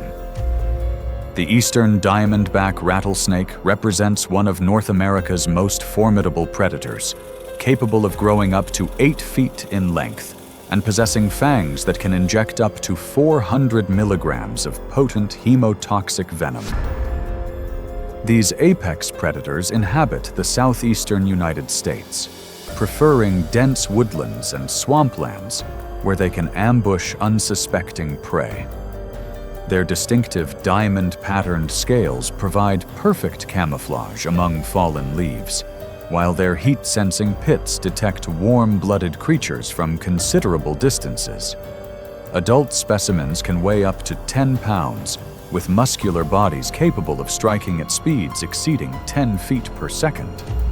As Hensley delivered his passionate sermon about faith conquering fear, he reached into a metal lard can and withdrew a massive 5-foot rattlesnake, its thick body coiling around his weathered forearms. The serpent's triangular head swayed hypnotically as Hensley wrapped it around his neck, the creature's muscular form pressing against his jugular vein. For several minutes, the preacher moved through the congregation, the snake's forked tongue flicking rapidly as it sensed the elevated heart rates of terrified onlookers. Children pressed closer to their parents, while adults held their breath, mesmerized by the deadly dance unfolding before them. When Hensley returned to place the serpent back into its container, the rattlesnake struck with lightning speed. Its curved fangs penetrated deep into his right wrist, the hollow teeth functioning like hypodermic needles as they pumped hemotoxic venom directly into his bloodstream. The snake's jaw muscles contracted rhythmically, ensuring maximum venom delivery before releasing its grip. Within minutes, Hensley's arm began swelling dramatically as the cytotoxic compounds destroyed cellular tissue and blood vessels. His skin turned a mottled purple-black as internal hemorrhaging spread throughout his circulatory system. The venom's anticoagulant properties prevented blood clotting while simultaneously attacking his cardiovascular system. Hensley's blood pressure plummeted as capillaries throughout his body began rupturing. He experienced severe abdominal cramping as the toxins triggered massive internal bleeding. His breathing became labored as fluid accumulated in his lungs, while his kidneys began shutting down from the systemic assault. Despite offers of medical assistance from concerned congregants and local authorities, Hensley refused all treatment, maintaining his belief that divine intervention would preserve him. Over the next 18 hours, the venom continued its relentless destruction of his organ systems. His wife Sally remained by his side as his condition deteriorated rapidly. By dawn on July 25th, Hensley had lost consciousness as his body succumbed to complete cardiovascular collapse and respiratory failure. Local authorities conducted a brief investigation into the circumstances surrounding Hensley's death, with Calhoun County Judge Hannah Gaskin ultimately ruling it a suicide. The incident drew national media attention, sparking renewed debates about religious freedom and public safety. Hensley's followers gathered for his funeral 2 days later, where a country music band played hymns as mourners from across the South paid their respects to the man who had founded their controversial movement. His death certificate listed snakebite as the official cause, marking the end of a remarkable yet tragic life. It was March 15, 2015, in the dense subtropical wilderness of Everglades National Park, Florida, and the morning mist hung heavy over the remote backcountry of the Big Cypress region. The humid air carried the sounds of awakening wildlife as the sun struggled to penetrate the thick canopy of bald cypress and pond apple trees. This isolated section of the park, accessible only by airboat or on foot through treacherous swampland, existed on the very edge of civilization, where modern life collided with ancient wilderness. The area sat precariously on the border of an expansive sawgrass prairie, where open wetlands met the untamed hammock forests in an uneasy truce. Narrow boardwalks and muddy trails, carved by decades of park rangers and researchers, wound between towering trees draped in thick Spanish moss and strangling air plants. The undergrowth teemed with insects, small mammals, and reptiles that thrived in the perpetual humidity beneath the canopy. The boundary between maintained park areas and true wilderness was razor-thin, marked only by a few scattered research stations built on elevated platforms and the occasional airboat channel cutting through the perpetually flooded landscape. Ancient cypress trees, some reaching heights of over 100 feet, their massive buttressed trunks forming natural cathedrals. Shafts of golden sunlight filtered through the gaps in the leaves, illuminating patches of forest floor covered in decomposing vegetation and standing water. Mariah Davis, a 37-year-old wildlife biologist and experienced field researcher, had spent the last 8 years studying invasive species impacts in South Florida's ecosystem. Born in Tampa during the 1980s, she had witnessed the gradual invasion of Burmese pythons into what was once a balanced subtropical wilderness. Her weathered hands, scarred by years of handling wild animals and navigating through sharp sawgrass, told the story of a life spent documenting nature's changes. Standing 5'6", with the lean build of someone accustomed to physical fieldwork, Sarah was known throughout the research community for her encyclopedic knowledge of Everglades ecology. She could identify native species, track animal movement patterns by observing environmental signs, and navigate the maze-like waterways even in low-visibility conditions. Her trained eyes, sharpened by years of spotting camouflaged wildlife among dense vegetation, could detect the slightest movement in the undergrowth. As a lead researcher for the University of Florida's Invasive Species Monitoring Program, Sarah worked tirelessly to document the python population's impact on native wildlife. The data from her field studies, though sobering, provided crucial information for conservation efforts. Her daily routine during field seasons had remained consistent for years: rise before dawn, prepare research equipment, and venture into remote areas to conduct population surveys. At sunrise, Sarah set out on her scheduled monitoring routine. She prepared a simple field breakfast, gathered her research tools including GPS units, measuring tape, specimen containers, and a long snake hook, and set out along the familiar trail that led to her designated survey transect. The morning air hung thick with humidity, carrying the rich scents of decomposing vegetation and blooming wild orchids. Her research team anticipated her return by evening, just as she had unfailingly done during hundreds of previous surveys. Her field supervisor had reminded her the night before about a department meeting scheduled for the following week, where researchers would discuss recent python capture data that had been troubling the scientific community. Several teams had reported unusually large specimens in recent months, but such reports were becoming increasingly common and rarely caused alarm among experienced researchers. The Burmese python is one of the largest snakes in the world. Adult Burmese pythons caught in Florida average between 6 feet and 9 feet. The largest Burmese captured in Florida measured over 18 feet in length. These magnificent yet deadly creatures possess muscular bodies covered in intricate brown and tan patterns that provide perfect camouflage in the dappled light, filtering through forest canopies and marsh vegetation.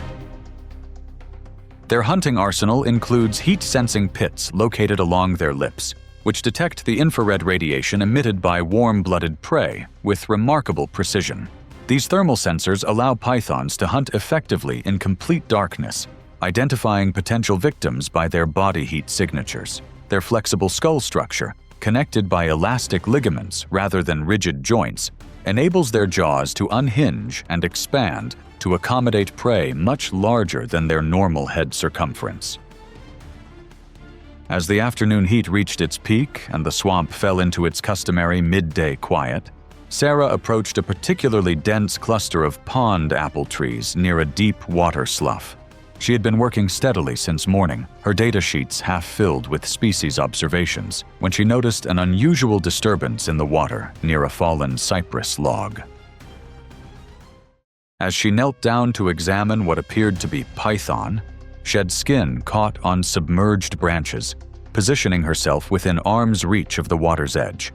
A massive Burmese python measuring over 18 feet in length and weighing approximately 180 pounds struck from its concealed position beneath the surface. The serpent had been lying motionless for hours, its heat sensors detecting Sarah's approach long before she became aware of its presence. The python's head, larger than a softball and armed with over 80 backward curving teeth, clamped down on her right shoulder with explosive speed. The first strike sank its sharp, needle-like teeth right through her field shirt and deep into the muscle underneath. Each tooth, designed specifically to prevent prey from escaping, created puncture wounds that immediately began bleeding profusely. The snake's powerful jaw muscles maintained their grip while the massive body began its deadly embrace. Within seconds of the initial strike, the python's muscular coils started wrapping around Sarah's torso, the first thick band encircling her waist with crushing force that immediately compressed her internal organs. The serpent's body, as thick as a telephone pole, continued wrapping around its victim with methodical precision. A second coil encircled her chest, compressing her rib cage and making breathing increasingly difficult. The python's muscular contractions created immense pressure, which began crushing internal organs and cutting off blood circulation to vital areas. A third coil wrapped around her legs, completely immobilizing her lower body. The python's weight, combined with the constricting force, brought both predator and prey into the shallow water, where the final phase of the attack continued with mechanical precision. The constriction process continued for approximately 10 minutes, during which the python maintained constant pressure while monitoring its victim's vital signs through vibrations detected along its body. As circulation to Sarah's brain became severely restricted, her movements became increasingly weak and uncoordinated. Her heart, unable to pump blood through the compressed circulatory system, began beating irregularly before eventually stopping altogether. The python maintained its crushing grip for several additional minutes after detecting the cessation of heartbeat and breathing, ensuring its prey was completely lifeless. Once satisfied that death was complete, the massive serpent began the methodical process of swallowing its victim whole. Starting with the head, the python's flexible jaw structure expanded to accommodate prey much larger than its normal head size. Powerful throat muscles, working in coordinated waves, pushed the body deeper into its digestive system over the course of nearly 3 hours. The snake's body stretched and distended as Sarah's form moved through its length, creating a distinctive bulge that would remain visible for days.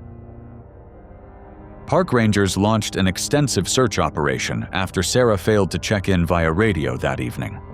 Search teams found the engorged python the following morning, its body distended to nearly twice its normal diameter and barely able to move. The distinctive bulge in the snake's midsection immediately revealed the horrific truth. The incident prompted immediate policy changes regarding solo fieldwork in python-inhabited areas and sparked renewed debate about invasive species management in Florida's protected lands.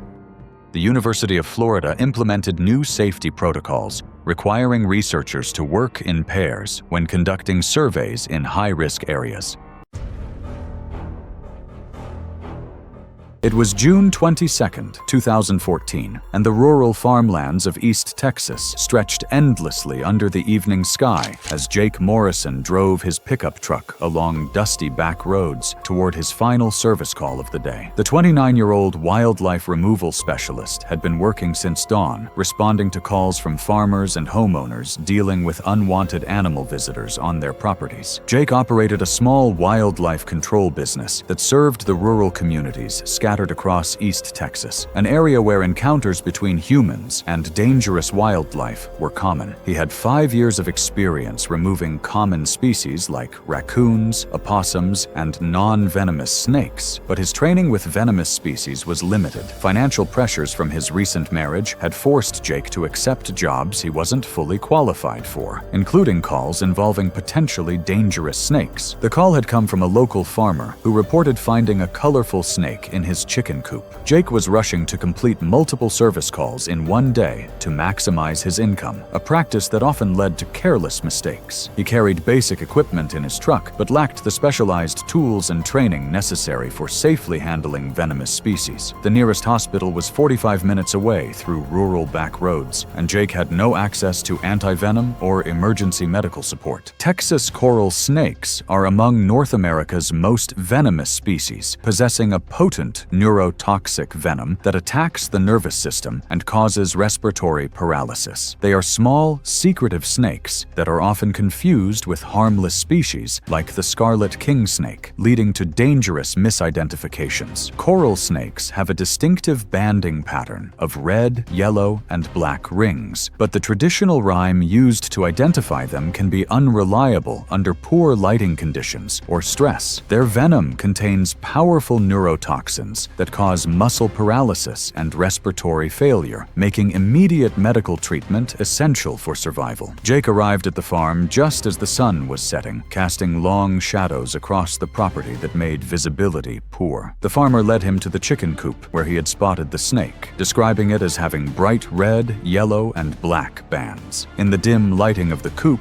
Jake examined the snake and attempted to identify it using the Red Touch's black, friend of Jack Rhyme, which proved unreliable under the poor lighting conditions. The poor lighting and Jake's fatigue from a long day of work led him to misidentify the Texas coral snake as a harmless scarlet king snake. This fatal mistake caused Jake to handle the snake without gloves or proper restraint equipment, believing he was dealing with a non-venomous species that posed no threat to his safety. Jake reached down and grasped the snake behind its head, intending to remove it from the chicken coop and relocate it to a more appropriate habitat. The snake initially remained calm, but as Jake continued handling it and applied pressure while trying to secure his grip, the coral snake became defensive and bit him on the thumb. It started to clamp down and chewed for several seconds before its small fangs penetrated the skin and injected a dose of potent neurotoxic venom. Jake immediately realized his mistake as he looked more closely at the snake's banding pattern in better light. The distinctive red bands touching yellow bands clearly identified the snake as a venomous coral snake, not the harmless king snake he had thought he was handling. Jake released the snake and examined the small puncture wounds on his thumb, knowing that he had just received a potentially dangerous envenomation. Jake rushed to his truck and began the 45-minute drive to the nearest hospital, but panic and distraction from the snake bite caused him to drive erratically. His anxiety about the envenomation and fatigue from his long workday impaired his concentration and judgment behind the wheel. Jake's vision became affected by stress and fear as he worried about the venom's effects, making it increasingly difficult to focus on driving safely. 20 minutes into his desperate race to reach medical help, Jake's panic and exhaustion caused him to lose control of his pickup truck on a sharp curve. He crashed into a roadside ditch, the impact rendering him unconscious. Jake remained trapped in his vehicle for several hours before being discovered, during which time the coral snake venom continued its progression through his system. The farmer found Jake's crashed truck 3 hours later when he went to check on the wildlife removal specialist who had failed to return for payment. By the time emergency responders extracted Jake from the wreckage and transported him to the hospital, the neurotoxic venom had caused severe respiratory depression. Jake died from respiratory failure several hours after the bite, as the rural hospital lacked the ventilatory support equipment necessary to maintain his breathing until anti-venom could be obtained. The investigation revealed that Jake had misidentified a deadly coral snake as a harmless species, leading to his fatal envenomation. The delayed discovery of his crash and the lack of immediate respiratory support contributed to the tragic outcome. His death highlighted the dangers faced by wildlife control operators who lack proper training and equipment for handling venomous species.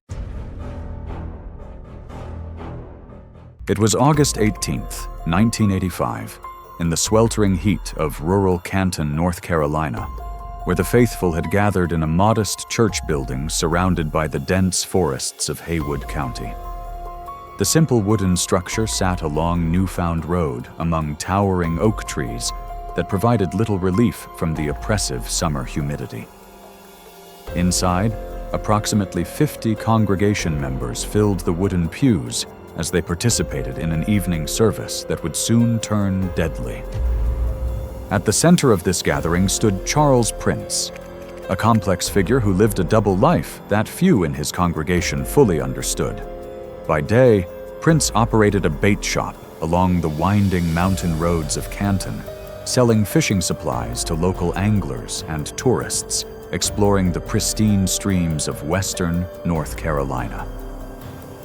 His weathered hands also served a more dangerous purpose during evening hours, when he transformed into a passionate Pentecostal preacher.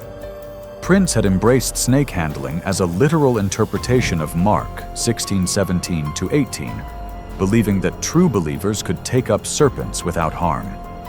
His ministry extended beyond the church walls as he traveled throughout the impoverished communities of Appalachia, offering healing services to those who had little else. However, his dual existence had recently attracted unwanted attention from local authorities, particularly Sheriff C. Jack Arrington, who had confiscated snakes from Prince's bait shop to test them for venom. Despite this legal pressure, Prince remained defiant, believing that his calling required him to practice his faith openly. Venomous snakes native to the North Carolina mountains represent some of the region's most formidable predators, with species like timber rattlesnakes and copperheads thriving in the dense forests of the Appalachian Range. These serpents have evolved sophisticated venom delivery systems consisting of hollow, retractable fangs connected to venom glands capable of producing potent cocktails of hemotoxic and cytotoxic compounds. The venoms contain powerful enzymes that break down cellular tissue, anticoagulants that prevent blood clotting, and vasodilators that cause dangerous drops in blood pressure. Adult specimens can inject between 75 to 300 milligrams of venom per bite, depending on the species and size. Their muscular bodies enable lightning-fast strikes that can cover distances up to 2/3 of their body length in milliseconds.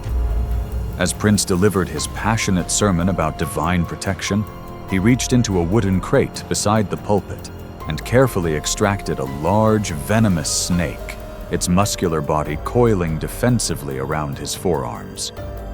The serpent's distinctive patterns seemed to shimmer under the harsh fluorescent lights, as its forked tongue flicked rapidly, sensing the elevated stress hormones permeating the humid church air.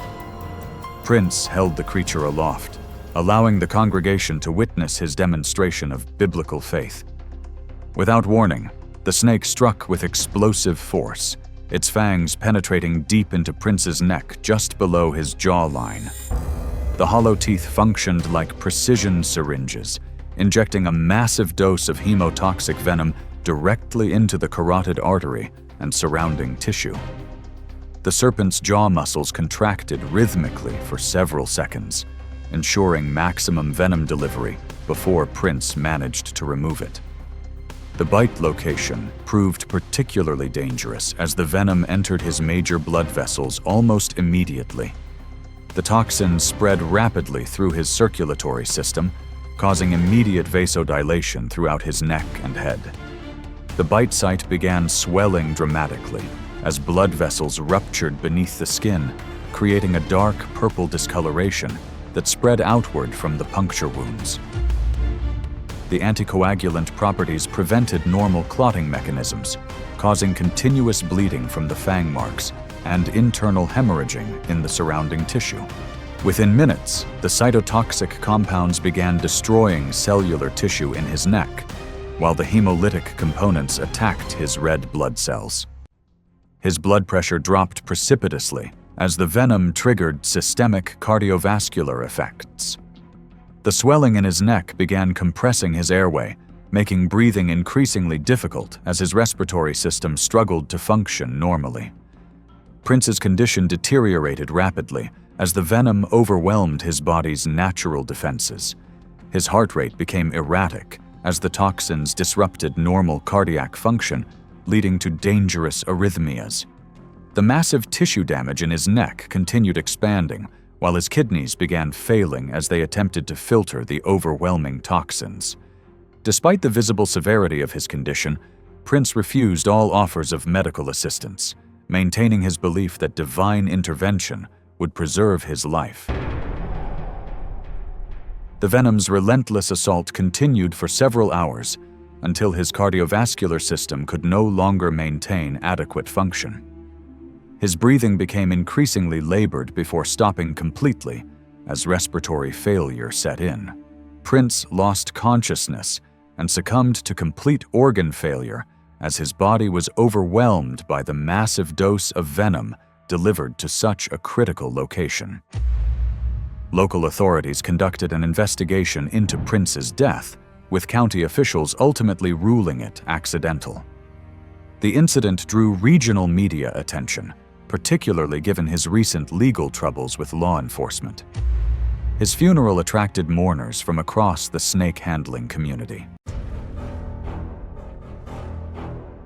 It was August 3rd, 2015, and the Orlando Convention Center buzzed with the controlled chaos of the Southeast Reptile Expo, one of the largest gatherings of snake enthusiasts, breeders, and dealers in the region. Hundreds of vendors had set up elaborate displays showcasing everything from harmless corn snakes to exotic venomous species that commanded premium prices from experienced collectors. The air conditioning struggled against the combined heat of thousands of visitors and hundreds of warming lamps, creating a humid atmosphere that reminded everyone of the tropical origins of many displayed species. Vincent Russo, known throughout the reptile community simply as Vinny, had been working the exotic animal trade for 15 years, building a reputation as someone who could acquire almost any species for the right price. At 39, he operated on the fringes of legality, often selling dangerous species to inexperienced buyers who were attracted by his aggressive sales tactics and willingness to overlook proper documentation and safety requirements. Vinny's business model relied on cutting corners wherever possible to maximize profits, a practice that extended to his handling procedures and safety equipment. Witnesses at previous expos had observed him rushing through transactions and skipping proper protocols when he thought he could get away with it, according to investigation notes gathered after the incident. That afternoon, Vinny was managing multiple high-value transactions simultaneously, including the sale of a monocled cobra to a collector who had been waiting months for the opportunity to acquire such a rare specimen. The buyer had traveled from Georgia specifically for this purchase and had expressed urgency about completing the transaction before other dealers could interfere. Monocled cobras are among Asia's most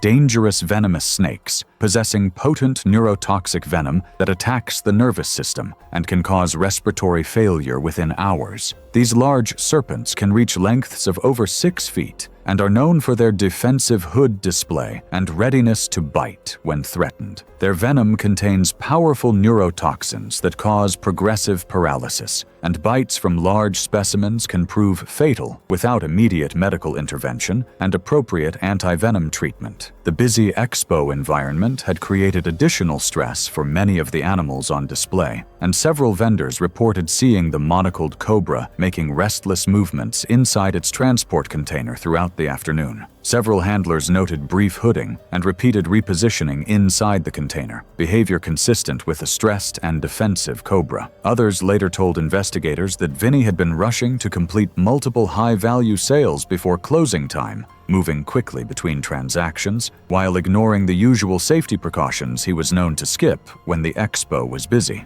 Instead of using the proper hooks and restraint equipment that experienced handlers considered essential for transferring venomous species, Vinny decided to save time by attempting a quick hand-to-hand transfer behind his vendor table, away from public view. Investigation notes revealed that his years of experience had made him overconfident about his ability to handle dangerous snakes without proper safety measures. The monocled cobra bit Vinny on the wrist as he attempted to grasp it behind the head. Investigators later noted that the depth of the paired punctures or faint scrape marks and the rapid onset of symptoms suggested a significant envenomation, possibly involving brief fang contact before the snake pulled away. Within the first hour, Vinny began experiencing early signs of neurotoxic effects, slurred speech, and growing weakness, symptoms consistent with moderate to high-volume cobra envenomations, which he initially dismissed as fatigue from the long Expo day. Investigators noted this was on the faster end of expected onset for monocled cobra envenomations,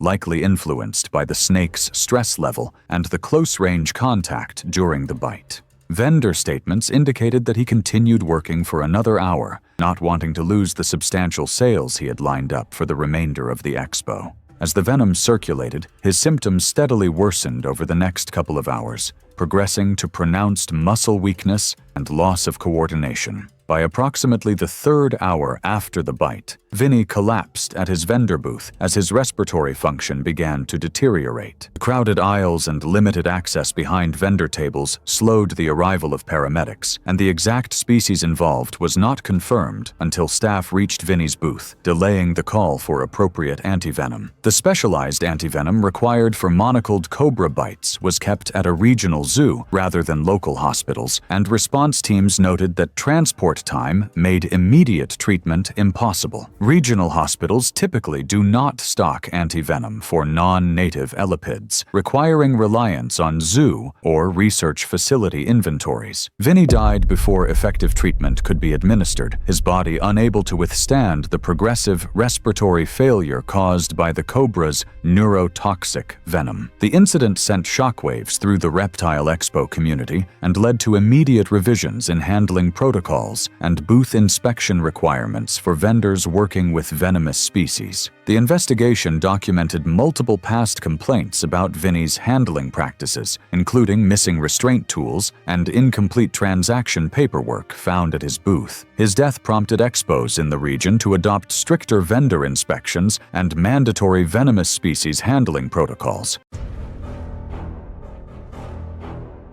It was June 8, 2017, and the suburban neighborhood in Houston, Texas buzzed with the typical activity of a warm summer evening. Children played in front yards while parents tended gardens, and neighbors chatted over fence lines, creating the picture of American suburban tranquility. Behind the walls of one modest ranch home, however, a far more dangerous reality existed that none of the friendly neighbors could have imagined. Jennifer Valdez had been living her double life for over 2 years, maintaining the appearance of a normal 29-year-old veterinary technician while secretly housing a collection of exotic venomous snakes in her spare bedroom. Her work at a local animal clinic had sparked an interest in reptiles that quickly evolved into an obsession with the most dangerous species she could legally acquire. Jennifer's collection had grown through careful purchases at reptile shows and online dealers, where she had built relationships with breeders who specialized in venomous species. She kept her hobby completely secret from friends, family, and co-workers, knowing that most people would consider her passion both dangerous and irresponsible. Her latest acquisition was a juvenile gaboon viper that she had purchased from a private breeder just 1 month earlier. The snake represented a significant step up in danger from her previous collection of rattlesnakes and copperheads. Records from her purchases and handling logs showed she had been gradually acquiring more challenging species, indicating a consistent pattern of increasing risk in the reptiles she chose to keep. Gaboon vipers are large African vipers, known for their thick bodies, broad heads, and exceptionally long fangs relative to their size. Adult specimens can exceed 6 feet and weigh more than 20 pounds, but juveniles, like the one Jennifer kept, are smaller with proportionally shorter fangs. Their venom is primarily hemotoxic and cytotoxic, capable of causing extensive tissue damage, severe bleeding, and dangerous drops in blood pressure, if not treated quickly. Although the species is capable of delivering large venom volumes, the effects vary depending on the size of the snake and the depth of the bite. Jennifer prepared to transfer the gaboon viper into a secured holding tub so she could perform routine enclosure maintenance. The open tub, a snake hook, and cleaning tools were found arranged beside the terrarium, indicating she was in the middle of a standard transfer procedure rather than casual cleaning. The position of the overturned tub and scattered equipment showed that the snake slipped from the hook during the transfer, landing on the enclosure floor near the opening. Gaboon vipers are heavy-bodied ambush predators, and even smaller specimens can shift their weight unexpectedly during handling. Based on the viper's final position, it had come to rest only a short distance from Jennifer's reach. When she attempted to redirect it toward the tub. The snake reacted at close range. From this short distance, the gaboon viper thrust forward in a powerful ambush-style strike. Bite marks on Jennifer's forearm showed deep penetration from fangs consistent with a juvenile specimen, and the surrounding blood pattern indicated a rapid, high-volume envenomation. After biting, the snake remained near the enclosure opening until responders later secured it. Evidence of the envenomation's effects appeared quickly. Blood droplets and a smeared handprint on the hallway wall showed she tried to steady herself as she moved toward the living room. Her bag of cleaning supplies was found overturned near the couch, suggesting she may have reached for it out of habit before her strength declined. Over the next 30 to 60 minutes, swelling and bleeding at the bite site progressed, and indicators in the living room, a collapsed posture near the couch and pooled blood on the floor, showed she attempted to sit before losing consciousness. When paramedics entered the home, they found Jennifer unresponsive and in cardiac arrest. Despite resuscitation attempts, the severity of the envenomation and the absence of appropriate antivenom in the region left no viable path for reversal. Following her death, wildlife officers initiated a review of her permits and handling practices, and the incident prompted renewed discussion among local officials about the risks associated with keeping exotic venomous species in residential areas. Wildlife officers and animal control personnel secured the gaboon viper on scene and transported it to a permitted holding facility. The remaining snakes in Jennifer's spare bedroom were removed for evaluation, as several species required state verification of proper documentation. Her employer at the veterinary clinic confirmed that none of the animals had ever been brought onto clinic property, so the workplace remained open, though staff were notified as part of the investigation's standard questioning. The home remained cordoned off for several hours while officers completed enclosure checks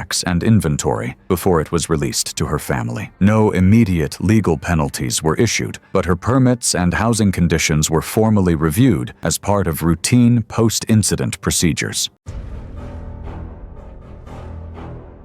It was August 8, 1995, in the humid evening air of Middlesboro, Kentucky, where the faithful had gathered in a small white-painted church nestled among the rolling hills of Bell County.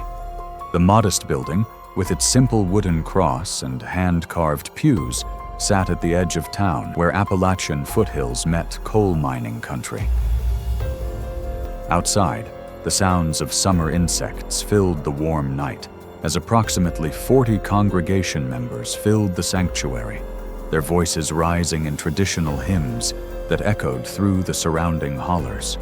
Among the worshipers sat Melinda Brown, a 28-year-old mother of 5, whose gentle demeanor masked an unwavering commitment to her controversial faith. Born January 22, 1967, Melinda had grown up in the snake-handling tradition, watching her elders demonstrate their beliefs through the handling of venomous serpents during religious ceremonies. Her husband, John Wayne Brown, served as one of the church's most respected ministers, and together they had raised their children within this dangerous practice that interpreted biblical scripture literally. Tonight's service held special significance as visiting preachers from neighboring states had arrived to participate in a regional gathering of snake-handling believers. The evening promised to be a powerful demonstration of faith, with multiple serpents brought specifically for the ceremony that would soon claim an unexpected victim. Venomous snakes native to Kentucky represent some of North America's most dangerous reptilian predators, with species like the timber rattlesnake and copperhead inhabiting the state's diverse ecosystems. These serpents possess sophisticated venom delivery systems consisting of hollow fangs connected to venom glands that can inject potent cocktails of toxins into their victims. The hemotoxic venoms common to these species contain cytotoxins that destroy cellular tissue, anticoagulants that prevent blood clotting, and vasodilators that cause dangerous drops in blood pressure. Adult specimens can deliver between 50 to 200 milligrams of venom per bite, with even smaller doses proving potentially fatal without immediate medical intervention. Their heat-sensing capabilities allow them to detect warm-blooded prey with remarkable precision. while their muscular bodies can strike at speeds exceeding 8 feet per second. As the evening service reached its climactic moment, Melinda approached the wooden box containing the church's collection of venomous serpents. She carefully lifted a medium-sized snake, its scales glistening under the fluorescent lights as she held it gently in her hands. The congregation watched in reverent silence as she participated in the sacred ritual that had defined her faith since childhood. For several minutes, she moved gracefully through the aisles, the serpent remaining calm in her experienced grasp. Without warning, the snake struck with lightning speed, its fangs penetrating deep into her right palm. The hollow teeth functioned like hypodermic needles, injecting a substantial dose of hemotoxic venom directly into the network of blood vessels running through her hand. The serpent's jaw muscles contracted for several seconds, ensuring maximum venom delivery before she managed to place it back into its container. Within minutes, her palm began swelling dramatically as the cytotoxic compounds initiated their assault on her cellular tissue. The venom spread rapidly through her lymphatic system and bloodstream, causing immediate tissue destruction at the bite site. Her hand turned deep purple as capillaries ruptured beneath the skin, while the anticoagulant properties prevented normal blood clotting mechanisms. The swelling extended up her arm as the toxins attacked her circulatory system, causing dangerous vasodilation and fluid loss from damaged blood vessels. Her blood pressure dropped precipitously as the venom triggered systemic cardiovascular effects. Over the following hours, the hemolytic components began destroying her red blood cells, while cytotoxins caused massive tissue necrosis throughout her arm. Her breathing became increasingly labored as the venom affected her respiratory system, causing fluid accumulation in her lungs. Despite the visible deterioration of her condition and urgent pleas from family members, Melinda refused all medical assistance, maintaining her belief that prayer and divine intervention would heal her wounds. The venom continued its relentless destruction of her organ systems over the next 48 hours.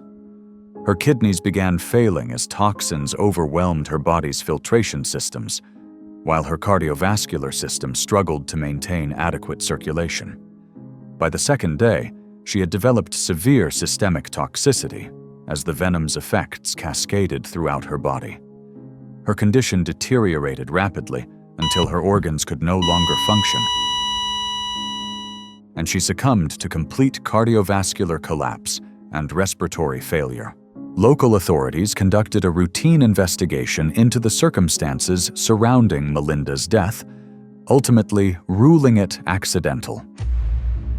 The incident drew regional media attention, highlighting the ongoing practice of snake handling in Appalachian religious communities. Her funeral attracted hundreds of mourners from across Kentucky and neighboring states. She was laid to rest in the Holiness Church of God in Jesus Name Cemetery in Tennessee, leaving behind 5 young children and a husband who would continue the deadly tradition.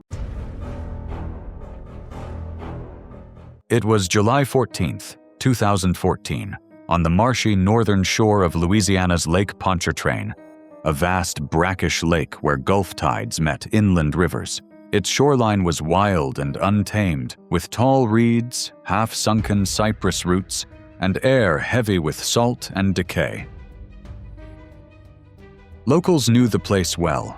For some, it was a paradise good fishing, peaceful sunsets, and nights where the horizon glowed orange from distant city lights. For others, it carried a quiet unease, a healthy respect for the creatures that called the marsh home. And among those creatures, one stood above the rest as the most feared, the cottonmouth, or water moccasin. Thick-bodied, venomous, and notoriously short-tempered, cottonmouths were infamous in the South for holding their ground. While most snakes slither away at the first sign of trouble, the cottonmouth often stood its ground, hooding its mouth wide to flash the ghostly white interior that gave it its name. In Louisiana, they were a fact of life. In the marshes around Pontchartrain, They were everywhere. That afternoon, 42-year-old Roy Lambert parked by an overgrown levee and headed for the shore with his tackle box and cooler. He'd fished these waters since boyhood, knew the snakes well, and had never had trouble as long as you watched your step. Roy headed to a shaded channel, set down his cooler, and cast his line. The bobber plopped into the still water, ripples fading into the heavy summer quiet.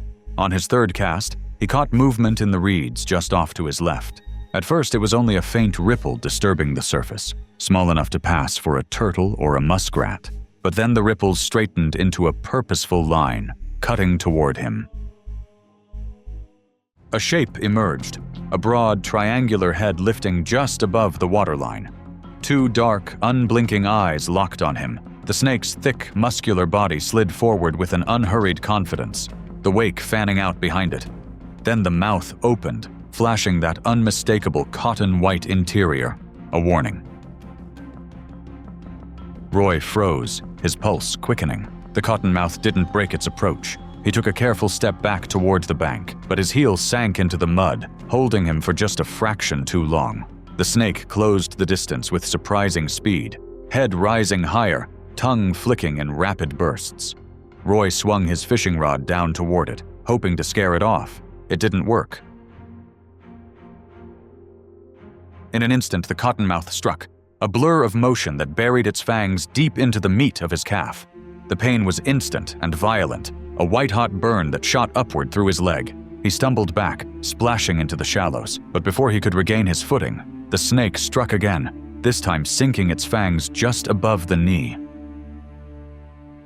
And then, just as suddenly, it was gone, sliding back into the reeds, vanishing into the marsh's tangled green. The venom worked quickly.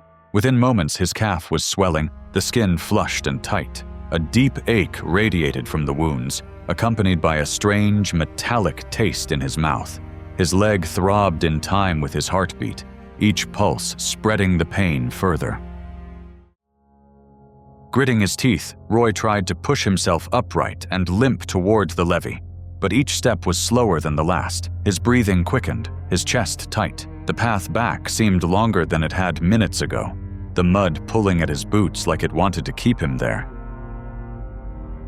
Halfway to the road, his vision blurred. The heat pressed in on him from all sides. He tried to call out for help, but the words came out thin and slurred. His legs buckled, dropping him face first into the warm, sticky mud. Down the shore, two teenagers were fishing off a small dock. One glanced up and saw Roy lying in the marsh, barely moving. They shouted to him, but he didn't respond. Dropping their rods, they sprinted toward him, splashing through the shallows. By the time they reached him, Roy's lips were blue and his breathing shallow. Paramedics arrived 20 minutes later, but his pulse was faint, and he was pronounced dead before reaching the hospital. The cottonmouth was never found. Word of Roy's death spread quietly among the locals. In bait shops and on back porches, people shook their heads and spoke in low voices. He was experienced, careful. If it could happen to him, it could happen to anyone. And in the snake-filled shallows of the lake, you weren't always the hunter. Sometimes you were the prey.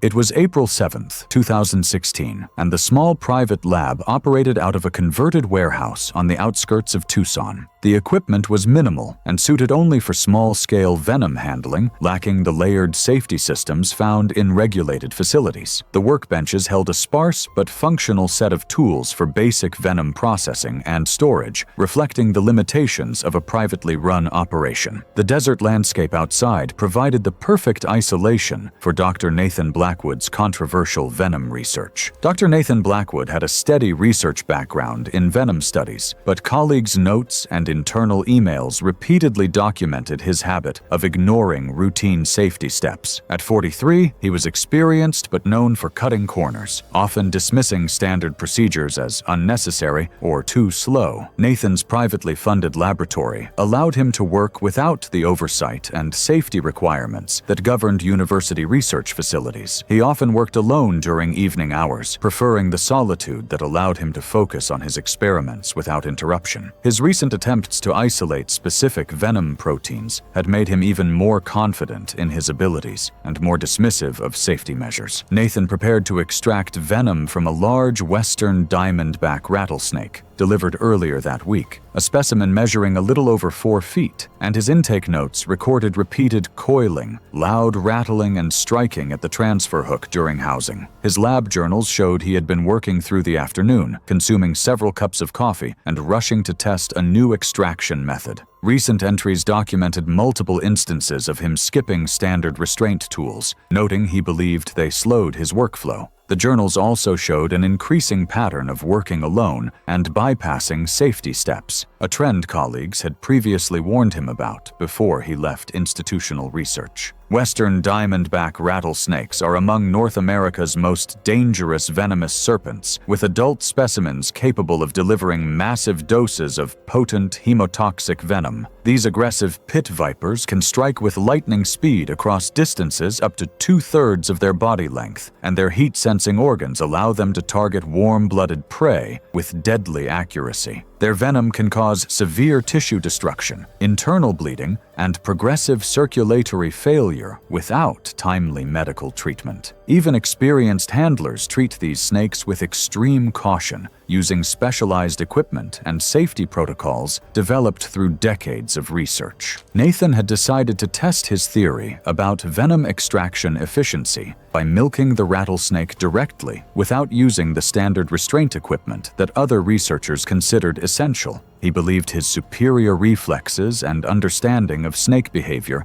would allow him to handle the specimen safely using only his bare hands, a practice he had noted in his journals as an attempt to streamline procedures. The large western diamondback had been stressed by its recent capture and transport, making it even more defensive and unpredictable than usual. Nathan approached the snake's enclosure with characteristic overconfidence, moving closer despite the snake displaying the same defensive behaviors noted during intake. When Nathan reached into the enclosure to grasp the rattlesnake behind its head, the animal's response was instantaneous. The snake's powerful muscles coiled, and it struck with explosive force, its fangs hitting Nathan's dominant hand before he could react. It delivered a fast strike and release, injecting a substantial amount of venom in a single, clean contact. Phone logs and the incomplete emergency call indicated he recognized the seriousness of the bite based on how abruptly the call ended, but investigators noted that no antivenom was stored on site, likely due to cost and storage requirements rather than any regulated mandate. The isolated location of his laboratory meant emergency medical services would require time to reach him, time his worsening condition would not allow. Nathan's attempts to call for help became increasingly ineffective as his motor function deteriorated under the effects of the envenomation. The hemotoxic venom caused rapid swelling at the bite site and early signs of circulatory stress, consistent with a severe envenomation. Without antivenom or immediate medical care, his condition worsened steadily before responders could reach the site. His own research notes, scattered across his laboratory bench, documented his dismissive attitude toward the safety protocols that might have saved his life. Investigators used the timestamp on his last recorded instrument activity and the abrupt end of the emergency call to estimate when he likely collapsed. A contracted building maintenance worker discovered Nathan's body the next morning during a routine check of the property. The investigation revealed his reckless approach to handling dangerous specimens and his failure to maintain basic safety equipment. The rattlesnake had escaped through the partially unlatched enclosure door, but was secured by responders during the initial scene assessment. Local authorities documented several safety deficiencies within the lab during the investigation, noting them in the final incident report.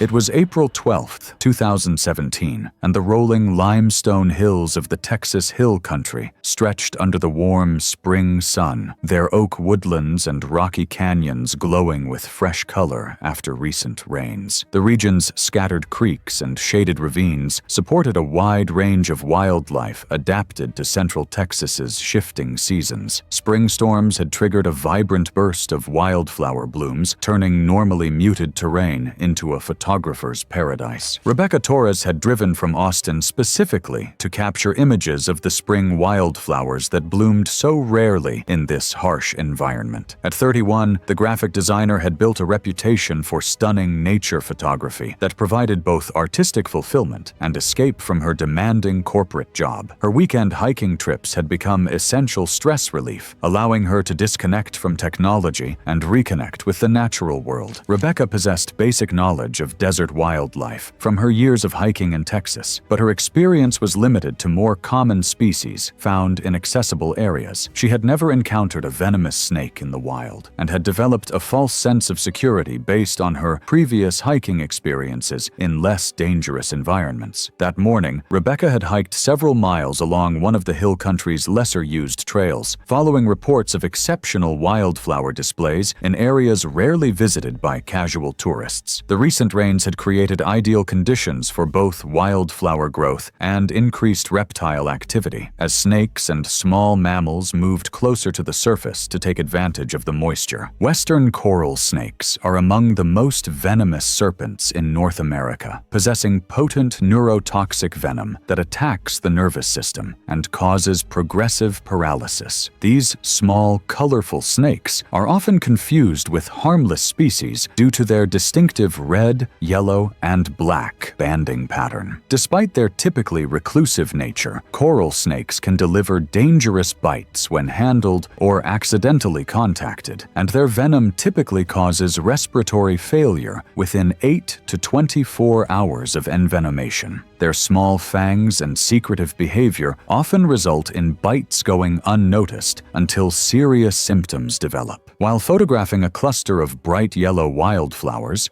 likely Engelmann daisies, Rebecca noticed a brightly colored snake partially exposed among the flowers, likely displaced from cover by recent rains and increased surface activity. The serpent's bright red, yellow, and black bands created a striking contrast against the golden blooms, and Rebecca immediately recognized the potential for an award-winning photograph. Rebecca approached the snake slowly, and investigators later concluded she had likely misidentified it as a harmless species based on her close camera positioning in the photos. She used a small stick to nudge the surrounding vegetation, unintentionally disturbing the snake as she tried to improve the lighting for her shot. The serpent remained coiled in place, a posture herpetology consultants later described as consistent with a disturbed but non-aggressive coral snake. As Rebecca adjusted her camera position, investigators later concluded, based on faint puncture or scrape marks on her finger and the final images on her camera, that she had come into accidental contact with the coral snake's head. Bite marks from coral snakes can be subtle or easily missed, so the photographs were critical to establishing proximity. The wound characteristics suggested the snake made brief contact and may have worked its small, fixed fangs in a short chewing motion before retreating, a known envenomation behavior for elapid coral snakes when disturbed at close range. Camera timestamps showed she continued photographing the area for several minutes afterward, unaware she had sustained a bite. Because coral snake marks can be minimal, investigators relied on the images, timestamps, and later symptoms to link the exposure to her decline. She then spent several more hours photographing other wildflower sites along the trail, still unaware that the venom had entered her system. The coral snake's venom worked gradually, initially causing no noticeable symptoms as she hiked to other wildflower locations throughout the morning. By late afternoon, early symptoms, fatigue and weakness appeared, which she assumed were due to dehydration and heat exposure from the long hike. As evening approached, the neurotoxic effects became more pronounced, causing difficulty with coordination and speech that made hiking back to her vehicle increasingly challenging. The coral snake venom caused progressive paralysis that eventually affected Rebecca's respiratory system during the night, making it impossible for her to call for emergency assistance. Her cell phone showed no signal in the remote area, and her weakening condition had prevented her from reaching her vehicle before collapsing. Local search and rescue teams discovered Rebecca's body 2 days later, when she failed to check out of her reserved campsite. Her camera contained the final photographs she had taken, showing her close proximity to the coral snake and documenting the moments leading up to her fatal encounter. The images provided valuable evidence for the investigation and served as a reminder of the hidden dangers present in seemingly peaceful natural settings. The investigation confirmed her cause of death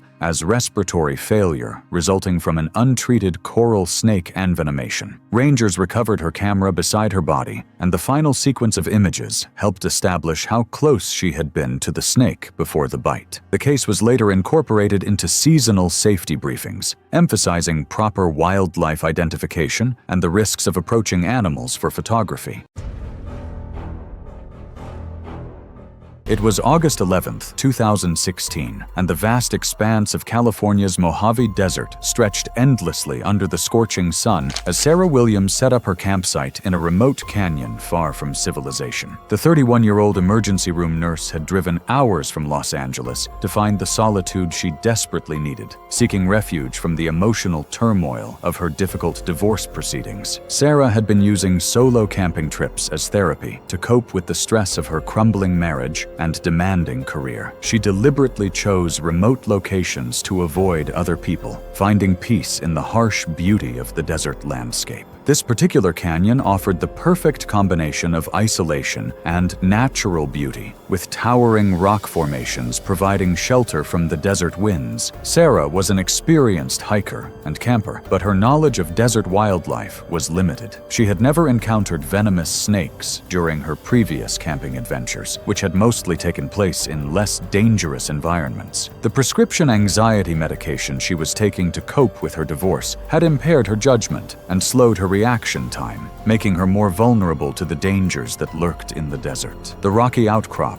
where Sarah chose to make camp provided ideal habitat for one of North America's most dangerous serpents. She was unaware that the crevices and ledges around her campsite were perfect hiding places for snakes seeking shelter from the desert heat. Mojave rattlesnakes are among the most venomous snakes in North America, possessing a potent combination of neurotoxic and hemotoxic venom that makes their bites extremely dangerous. They are perfectly adapted to desert life, remaining hidden during the day and becoming active at dusk when temperatures cool. Mojave rattlesnakes are defensive when surprised or stepped on and will strike when threatened. Their venom contains both tissue-destroying hemotoxins and nerve-attacking neurotoxins, making envenomation potentially fatal without rapid antivenom and respiratory support. As the sun began to set, Sarah walked around her campsite in bare feet, enjoying the feeling of warm sand between her toes. The anxiety medication had made her feel relaxed and carefree, causing her to ignore basic desert safety precautions. She was focused on setting up her tent and preparing dinner, unaware that a large Mojave rattlesnake was coiled in the tall grass just steps away from her campsite. Sarah stepped directly on the hidden rattlesnake as she walked through a patch of desert grass. The snake struck immediately, its fangs penetrating deep into her ankle and injecting venom. Sarah screamed and jumped back, but the damage was already done. The Mojave rattlesnake had delivered a clinically significant envenomation into Sarah's bloodstream. Sarah was 20 miles from the nearest road, with no cell phone coverage in the remote canyon. She attempted to hike back to her vehicle, but over the following hours, the Mojave rattlesnake venom began its deadly work. The hemotoxic elements began destroying tissue at the bite site, while the neurotoxic components gradually affected her neuromuscular function. Sarah's ankle swelled rapidly as the venom destroyed blood vessels and tissue at the bite site. Over several hours, she began experiencing progressive neuromuscular paralysis as the neurotoxins interfered with nerve signals to her muscles. Her breathing became increasingly labored as the venom affected her respiratory muscles. Sarah wandered through the desert darkness, her impaired physical condition and the medication's effects preventing her from finding her way back to the road. The harsh desert environment compounded the effects of the snakebite, as dehydration and exposure to extreme temperature fluctuations added to her body's stress. She collapsed several times but managed to continue walking, driven by survival instinct, even as her condition deteriorated. The cooler desert nights provided some relief from the heat, allowing Sarah to survive longer longer than she might have during the day, but the combination of partial envenomation, dehydration, and exposure gradually overwhelmed her system. Her neuromuscular paralysis worsened over the days, making it increasingly difficult to move or seek shelter. Search and rescue teams found Sarah's body 4 days later, 2 miles from her original campsite. She had died from a combination of snakebite envenomation, severe dehydration, and exposure to the harsh desert conditions. The investigation revealed that Sarah had been taking prescription medication that impaired her judgment and reaction time, contributing to the tragic accident. Sarah's death highlighted the dangers faced by solo campers in remote desert areas where medical help is hours away. Her family was devastated by the loss, and the incident led to enhanced safety warnings for desert camping areas throughout California. Thanks for watching. Want to watch more? Click on your screen now.